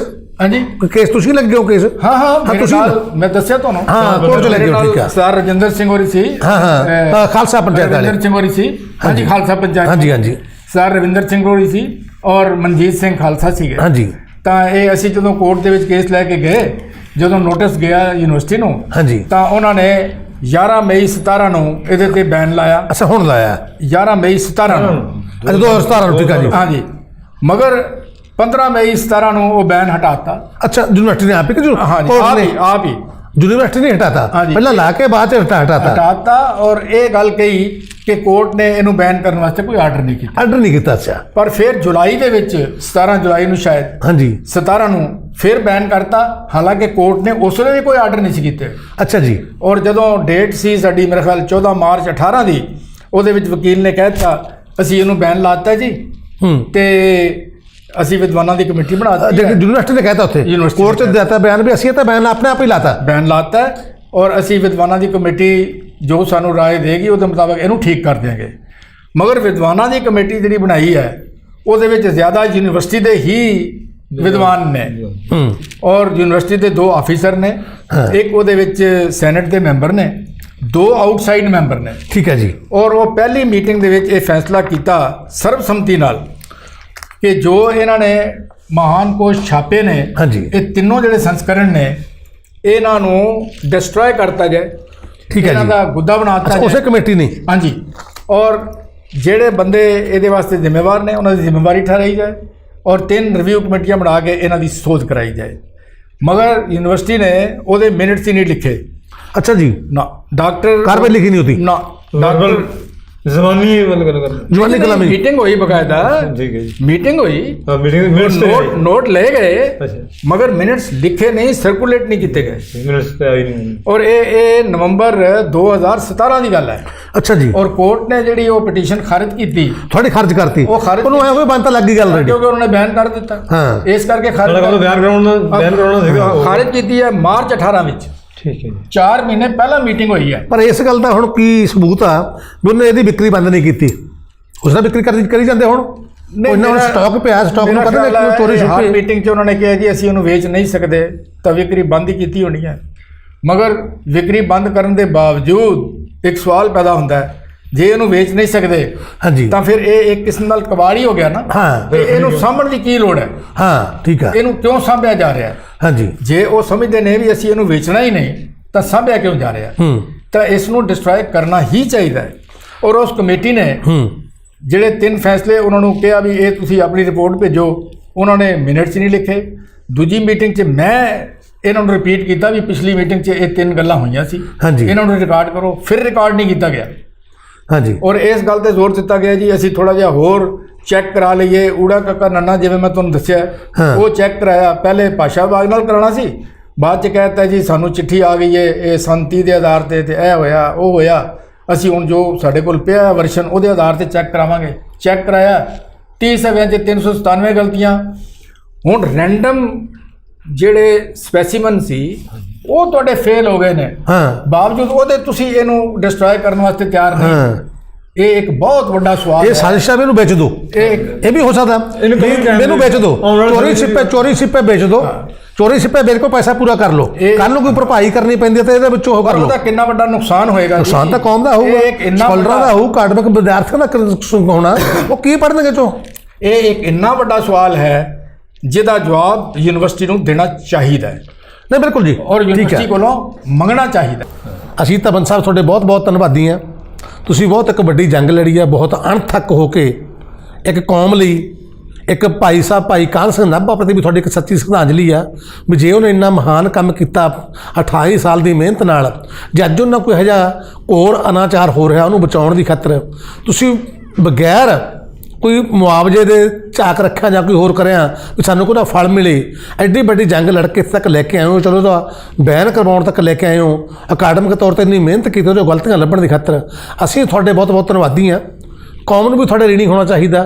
ਅਤੇ ਅਸੀਂ ਇਹ ਸਮਝਦਾ, ਮੈਂ ਅਪੀਲ ਕਰਦਾ ਵੀ ਜਿੰਨੇ ਵੀ ਕੋਈ ਵਿਦਿਅਕ ਅਦਾਰੇ ਨੇ, ਸਿੱਖਾਂ ਦੇ ਅਕਾਡਮਿਕ ਅਦਾਰੇ ਨੇ, ਉਹ ਸਾਰੇ ਇਕੱਠੇ ਹੋ ਕੇ ਦੇਸ਼ ਵਿਦੇਸ਼ ਜਿੱਥੇ ਵੀ ਬੈਠੇ ਆ, ਗੁਰੂ ਦੀ ਬਹੁਤ ਵੱਡੀ ਕਿਰਪਾ ਇਸ ਵਕਤ ਤੇ ਸਾਡੇ ਸਾਹਮਣੇ ਗੁਰੂ ਨਾਨਕ ਪਾਤਸ਼ਾਹ ਦਾ 550 ਸਾਲਾ ਜਨਮ ਦਿਨ ਵੀ ਆ ਰਿਹਾ, ਉਸ ਨੂੰ ਮੁੱਖ ਰੱਖ ਕੇ ਅਸੀਂ ਜਿੱਥੇ ਪ੍ਰੋਜੈਕਟ ਛੱਡਿਆ ਗਿਆ ਜਿਹੜੇ ਵਿਦਵਾਨਾਂ ਨੇ, ਜਿਹੜੇ ਕੋਈ ਹੋਰ ਸਕੋਲਰਾਂ ਨੇ ਇਹ 'ਚ ਘੋਰ ਅਨਾਚਾਰ ਕੀਤਾ, ਇਹਦੇ ਵਿੱਚ ਬਹੁਤ ਵੱਡੀ ਲਾਪਰਵਾਹੀ ਵਰਤੀ ਗਈ ਹੈ। ਮੈਂ ਕਹਿੰਦਾ ਇੱਕ ਸਾਜ਼ਿਸ਼ ਵੀ ਹੋ ਸਕਦੀ ਆ। ਜਿਹੜਾ ਅਕਾਲੀ ਭਾਜਪਾ ਦੇ 10 ਸਾਲ ਰਹੇ ਨੇ, ਜਿੱਥੇ ਉਹ ਸਾਰੇ ਪਾਸੇ ਏਡਾ ਵੱਡਾ ਨਿਗਾਰ ਆਇਆ, ਪੰਜਾਬ ਦੇ ਵਿੱਚ ਨਸ਼ਾ ਦਾ ਚੱਲਿਆ ਕਾਰੋਬਾਰ, ਸਾਰਾ ਕੁਛ, ਮੈਂ ਕਹਿੰਦਾ ਵੀ ਨੈਤਿਕ ਨਿਗਾਰ, ਅਖਲਾਕ 'ਚ ਨਿਗਾਰ ਕੋਈ ਅਦਾਰਾ ਛੱਡਿਆ ਹੀ ਨਹੀਂ ਜਿਹੜਾ ਅਕਾਲੀ ਭਾਜਪਾ ਰਾਜ ਦੇ ਦੌਰਾਨ ਜਿਹ 'ਚ ਨਿਗਾਰ ਨਾ ਆਇਆ ਹੋਵੇ। ਤੇ ਇਹ ਜਿਹੜੀ ਸਾਡੀ ਪੰਜਾਬੀ ਯੂਨੀਵਰਸਿਟੀ ਆ, ਜਿਹਦੇ ਵਿੱਚ ਸਾਡੇ ਡਾਕਟਰ ਜਸਪਾਲ ਸਿੰਘ ਬਾਰ-ਬਾਰ ਤਾਂ ਤੋਂ ਦਿੱਲੀ ਤੋਂ ਲੈ ਕੇ ਐਕਸਟੈਂਸ਼ਨਾਂ ਇੱਥੇ BC ਬਣੇ ਰਹੇ ਨੇ, ਇਹਦੇ 'ਚ ਕਿਹੋ ਜਿਹੇ ਵਿਦਵਾਨ ਬੈਠੇ ਨੇ। ਤਾਂ 2 ਕਰੋੜ ਦੀ ਜਿਹੜੀ ਰਕਮ ਆ, ਬਹੁਤ ਵੱਡੀ ਰਕਮ ਆ। ਜਿਹੜੇ ਪ੍ਰੋਫੈਸਰ ਲੱਖ ਰੁਪਏ ਯੂਨੀਵਰਸਿਟੀ ਵਿੱਚ ਤਨਖਾਹ ਲੈਂਦੇ ਨੇ, ਇਹ ਕੰਮ ਐਕਸਟਰਾ ਕਰਦੇ ਨੇ ਇਹੋ ਜਿਹਾ ਕੁਛ। ਤਾਂ 2 ਕਰੋੜ ਦੀ ਰਕਮ ਚੋਰਾਂ ਦਾ ਮਾਲ ਡਾਂਗਾਂ ਦੇ ਗਾਜੇ ਵਾਂਗੂ ਕਿਵੇਂ ਖੁਰਦ-ਬੁਰਦ ਕੀਤੀ ਗਈ, ਮੈਂ ਸਮਝਦਾ ਵੀ ਇਹਦਾ ਕੋਈ ਹਿਸਾਬ ਲੈਣਾ ਚਾਹੀਦਾ। ਉਹਨਾਂ ਜਿਨ੍ਹਾਂ ਨੇ ਇਹ ਸਾਰੀ ਅਣਗਹਿਲੀ ਕੀਤੀ ਆ, ਇਹਦਾ ਜਿਹੜਾ ਨੁਕਸਾਨ ਹੋਇਆ, ਉਹਨਾਂ ਤੋਂ ਸਾਰੀ ਰਕਮ ਵਾਪਸ ਕਰਵਾਉਣੀ ਚਾਹੀਦੀ ਆ ਤੇ ਉਹਨਾਂ ਲਈ ਕੋਈ ਮਿਸਾਲੀ ਸਜ਼ਾ ਵੀ ਮਿਲਣੀ ਚਾਹੀਦੀ ਆ, ਤਾਂ ਕਿ ਆਉਣ ਵਾਲੇ ਸਮੇਂ ਦੇ ਵਿੱਚ ਇੰਨੀ ਅਣਗਹਿਲੀ ਨਾਲ ਕੋਈ ਵਿਦਵਾਨ ਹੱਥ ਨਾ ਪਾਵੇ। ਤੇ ਸਾਡੇ ਯੂਨੀਵਰਸਿਟੀ ਦਾ ਨਿਗਾਰ ਕਿੱਥੇ ਤੱਕ ਪਹੁੰਚ ਗਿਆ, ਉਹ 'ਚ ਕਿਹੋ ਜਿਹੇ ਵਿਦਵਾਨ ਬੈਠੇ ਨੇ, ਹੈੱਡ ਬਣੇ, ਹੋਰ ਸਾਰਾ ਕੁਛ, ਇਹਦੇ ਨਾਂ ਪੜ੍ਹ ਕੇ ਪਤਾ ਲੱਗਦਾ ਵੀ ਉਹਨਾਂ ਨੂੰ ਕੋਈ ਵਿਦਿਅਕ ਯੋਗਤਾ ਉਹਨਾਂ ਦੀ, ਮੈਂ ਕਹਿੰਦਾ ਵੀ 0 ਬਰਾਬਰ ਆ। ਜਿਹੋ ਜਿਹੇ ਗੰਭੀਰ ਕੰਮਾਂ ਨੂੰ ਹੱਥ ਪਾਉਣ ਦੇ ਲੱਗੇ ਹੋਏ ਨੇ, ਇਹ ਯੋਗ ਨੂੰ ਯੂਨੀਵਰਸਿਟੀ 'ਚੋਂ ਕੱਢ ਦੇਣਾ ਚਾਹੀਦਾ, ਉਹਦਾ ਤੋਂ ਹਟਾ ਵੀ ਦੇਣਾ ਚਾਹੀਦਾ। ਉਹਨੇ ਯੂਨੀਵਰਸਿਟੀ ਦਾ ਮਿਆਰ ਕਿੱਥੇ ਤੱਕ ਲਿਆਤਾ, ਕਿ ਨੀਵਾਂ ਪੱਧਰ 'ਤੇ ਆ ਗਿਆ। ਇਹ ਸਾਡਾ ਮਹਾਨ ਕੋਸ਼ ਦੀ ਇੱਕ ਮਿਸਾਲ ਆ। ਇਹ ਤੋਂ ਇਲਾਵਾ ਹੋਰ ਨੇ ਕਿੰਨੀਆਂ ਕਿਤਾਬਾਂ ਛਾਪੀਆਂ ਨੇ, ਕਿੰਨੇ ਕੋਰਸ ਛਾਪੇ ਨੇ, ਉਹਨਾਂ ਦਾ ਕੀ ਹਾਲ ਹੋਊਗਾ। ਹੋਰ ਨੇ ਜਿਹੜੀਆਂ ਮਤਲਬ PhDਆਂ ਹੋਈਆਂ, ਉੱਥੇ ਖੋਜ ਕਾਰਜ ਹੋਏ ਨੇ, ਉਹ 'ਚ ਕਿਹੋ ਜਿਹਾ ਮਿਆਰ ਰੱਖਿਆ ਹੋਊ ਕਾਇਮ, ਕਿੱਡਾ ਨਿਗਾਰ ਆ ਗਿਆ ਹੋਊਗਾ, ਉਹ ਤਾਂ ਰੱਬ ਹੀ ਰੱਖਾ, ਅਸੀਂ ਕਹਿ ਨਹੀਂ ਸਕਦੇ ਜੋ ਕੋਈ ਹੋਊਗਾ। ਸਾਡੇ ਸਾਹਮਣੇ ਧਵਨ ਸਾਹਿਬ ਨੇ ਏਡੀ ਮਿਹਨਤ ਕਰਕੇ ਜੇ ਇੱਥੇ ਲਿਆਂਦਾ, ਤਾਂ ਧਵਨ ਸਾਹਿਬ ਵਰਗੇ ਕਿੰਨੇ ਕੁ ਬੰਦੇ ਨੇ ਜਿਹੜੇ ਨੰਗੇ ਤਾਂ ਲੜਾਈ ਲੜਦੇ ਹੋਣਗੇ। ਸੋ ਅਸੀਂ ਸਾਰਿਆਂ ਨੂੰ ਇਹੀ ਅਪੀਲ ਕਰਦੇ ਹਾਂ, ਜਿੰਨੀਆਂ ਵੀ ਕੋਈ ਸਿੱਖ ਸੰਸਥਾਵਾਂ ਨੇ, ਬੇਨਤੀ ਕਰਦੇ ਹਾਂ ਕਿ ਧਵਨ ਸਾਹਿਬ ਦੀ ਲੜਾਈ ਅਜੇ ਮੁੱਕੀ ਨਹੀਂ। ਇਹ ਲੜਾਈ ਸਾਡੀ ਸਭ ਦੀ ਆਪਣੀ ਲੜਾਈ ਆ। ਅਸੀਂ ਜਿਹੜਾ ਭਾਈ ਸਾਹਿਬ ਭਾਈ ਕਾਨ ਸਿੰਘ ਨਾਭਾ, ਜਿਹਨੇ ਏਡੀ ਮਿਹਨਤ ਕੀਤੀ ਆ, ਜਿਹਨੂੰ ਕਿਹਾ ਇਨਸਾਈਕਲੋਪੀਡੀਆ ਆਫ ਸਿੱਖ ਲਿਟਰੇਚਰ, ਇਹਦੀ ਰੂਹ 'ਤੇ ਕੀ ਬੀਤਦੀ ਹੋਊ, ਕਿਸੇ ਨੇ ਕਲਪਨਾ ਕੀਤੀ ਆ। ਇਹਦੀ ਖਾਤਰ ਹੀ ਇਹਨੂੰ ਸੱਚੀ ਸ਼ਰਧਾਂਜਲੀ ਸਾਡੀ ਫੇਰ ਹੋਊ ਵੀ ਅਸੀਂ ਸਾਰੇ ਇਹਨੂੰ ਇੱਕ ਜਨਤਕ ਲਾਮਬੰਦੀ ਬਣਾਈਏ। ਤੇ ਕੈਪਟਨ ਅਮਰਿੰਦਰ ਸਿੰਘ, ਜਿਹਦੇ ਦਾਦੇ ਨੇ ਇਹ ਮਹਾਨ ਕੋਸ਼ ਨੂੰ ਉਦੋਂ ਛਪਾਉਣ ਦੀ ਖਾਤਰ 1930 ਦੇ ਵਿੱਚ, ਤਾਂ ਕਿ ਜੇ ਉਹਨੇ ਪੈਸਾ ਖੁੱਲ੍ਹੇ ਦਿਲ ਨਾਲ ਖਰਚਿਆ ਤੇ ਤਾਂ ਹੀ ਉਹ 'ਚ 0 ਐਰਰ ਦੇ ਪੱਧਰ 'ਤੇ ਇੰਨਾ ਵਧੀਆ ਛਪਿਆ ਸੀ 4 ਭਾਗਾਂ 'ਚ। ਅੱਜ ਵੀ ਮਿਸਾਲ ਹੈ ਸਾਡੇ ਸੁਣੇ 5 ਭਾਗ ਦਾ ਪਿਆ। ਅੱਜ ਫਿਰ ਕੈਪਟਨ ਅਮਰਿੰਦਰ ਸਿੰਘ ਦਾ ਰਾਜ ਆ। ਉਹਨੂੰ ਕੋਈ ਵਕਤ ਲੈ ਕੇ ਆਪੋ ਆਪਣੇ ਪੱਧਰ 'ਤੇ ਉਹਨੂੰ ਮਿਲ ਗਏ ਕਿ ਉੱਚ ਪੱਧਰੀ ਕਮੇਟੀ ਬਣਾ ਕੇ ਇਸ ਕੇਸ ਨੂੰ ਜ਼ਰੂਰ ਸਿਰੇ ਲਾਇਆ ਜਾਵੇ, ਜਿਹੜਾ ਘੋਰ ਅਨਾਚਾਰ ਹੋ ਗਿਆ ਭਾਈ ਸਾਹਿਬ ਭਾਈ ਕਾਨ ਸਿੰਘ ਨਾਭਾ ਦੀ ਮਹਾਨ ਕਿਰਤ ਨਾਲ ਤੇ ਮਹਾਨ ਰੂਹ ਨਾਲ। ਸੋ ਮੇਰੀ ਇਹੀ ਬੇਨਤੀ ਆ ਵੀ ਆਪਾਂ ਇਹਨੂੰ ਇੱਕ ਮੁਹਿੰਮ ਬਣਾਈਏ ਤਾਂ ਕਿ ਇਹ ਕੋਈ ਸਿਰੇ ਲੱਗ ਸਕੇ। ਤੇ ਧਵਨ ਸਾਹਿਬ, ਅਸੀਂ ਤੁਹਾਡੇ ਬਹੁਤ ਬਹੁਤ ਧੰਨਵਾਦੀ ਹਾਂ, ਤੁਸੀਂ ਸਾਨੂੰ ਸਮਾਂ ਦਿੱਤਾ ਤੇ ਅਸੀਂ ਤੁਹਾਡੇ ਨਾਲ, ਅਸੀਂ ਕੌਮ ਨੂੰ ਪੂਰਾ ਅਪੀਲ ਕਰਦੇ ਹਾਂ ਵੀ ਤੁਸੀਂ ਡੋਲਿਓ ਨਾ। ਵਾਹਿਗੁਰੂ ਸਾਡੇ ਅੰਗ ਸੰਗ ਆ, ਸਾਡਾ ਸ਼ਬਦ ਗੁਰੂ ਆ, ਤੇ ਜਿੰਨਾ ਕੋਈ ਸਾਡੇ ਕੋਲ ਹੋਇਆ ਅਸੀਂ ਤੁਹਾਡੇ ਨਾਲ ਹੋਰ ਵੀ ਅਸੀਂ ਸੱਜਣਾਂ ਨੂੰ ਬੇਨਤੀ ਕਰਾਂਗੇ। ਤੇ ਤੁਸੀਂ ਆਪਣਾ ਕੋਈ ਫੋਨ ਨੰਬਰ ਵੀ ਰਿਪੀਟ ਕਰ ਦਿਓ, ਮੀਡੀਆ 'ਚ ਤੁਹਾਨੂੰ ਸਾਰੇ ਆਪਣਾ ਉਹ 'ਤੇ ਕੰਟੈਕਟ ਕੀਤਾ ਜਾ ਸਕਦਾ, ਰਾਬਤਾ ਕੀਤਾ ਜਾ ਸਕਦਾ, ਤਾਂ ਕਿ ਜਿੱਥੇ ਕੋਈ ਹੋਰ ਵਕੀਲਾਂ ਦੀ ਸਹਾਇਤਾ ਦੀ ਲੋੜ ਆ, ਕਿਤੇ ਵੀ ਜਾਣ ਦੀ ਲੋੜ ਆ, ਉਹ ਜਿਹਾ ਤੁਹਾਡੇ ਨਾਲ ਸਾਰਾ ਕੁਝ ਵਿਧੀ ਬਣ ਸਕੇ। ਹਾਂਜੀ, ਮੈਂ ਤੁਹਾਡਾ ਤਹਿ ਦਿਲੋਂ ਧੰਨਵਾਦ ਕਰਦਾ ਬਈ ਤੁਸੀਂ ਕਮ ਸੇ ਕਮ ਇਸ ਮਸਲੇ ਦੇ ਨਾਲ ਜੁੜੇ ਹੋ, ਔਰ ਜਿਹੜੀਆਂ ਹੋਰ ਸੰਸਥਾਵਾਂ ਨੇ ਉਹਨਾਂ ਨੂੰ ਅਪੀਲ ਕੀਤੀ ਹੈ ਹਾਂਜੀ ਕਿ ਇਹ ਮਸਲਾ ਇਤਨਾ ਮਹੱਤਵਪੂਰਨ ਹੈ ਕਿ ਇਸ ਨੂੰ ਇਸ ਤਰ੍ਹਾਂ ਨਹੀਂ ਛੱਡਣਾ ਚਾਹੀਦਾ। ਹਾਂਜੀ, ਔਰ ਇਸ ਨੂੰ ਪੂਰੀ ਜਿਹੜੀ ਇਸ ਦੀ ਜ਼ਿੰਮੇਵਾਰੀ ਤੇ ਗੰਭੀਰਤਾ ਨਾਲ ਬਿਲਕੁਲ ਉੱਥੇ ਤੱਕ ਪਹੁੰਚਾਉਣਾ ਚਾਹੀਦਾ ਹੈ। ਮੇਰਾ ਟੈਲੀਫੋਨ ਨੰਬਰ ਹੈ 9814043338। ਠੀਕ ਹੈ ਜੀ, ਤੁਹਾਨੂੰ ਸਾਹਿਬ ਅਸੀਂ ਬਹੁਤ ਬਹੁਤ ਧੰਨਵਾਦੀ ਹਾਂ ਤੁਹਾਡੇ। ਵਾਹਿਗੁਰੂ ਜੀ ਕਾ ਖਾਲਸਾ, ਵਾਹਿਗੁਰੂ ਜੀ ਕੀ ਫਤਿਹ ਜੀ।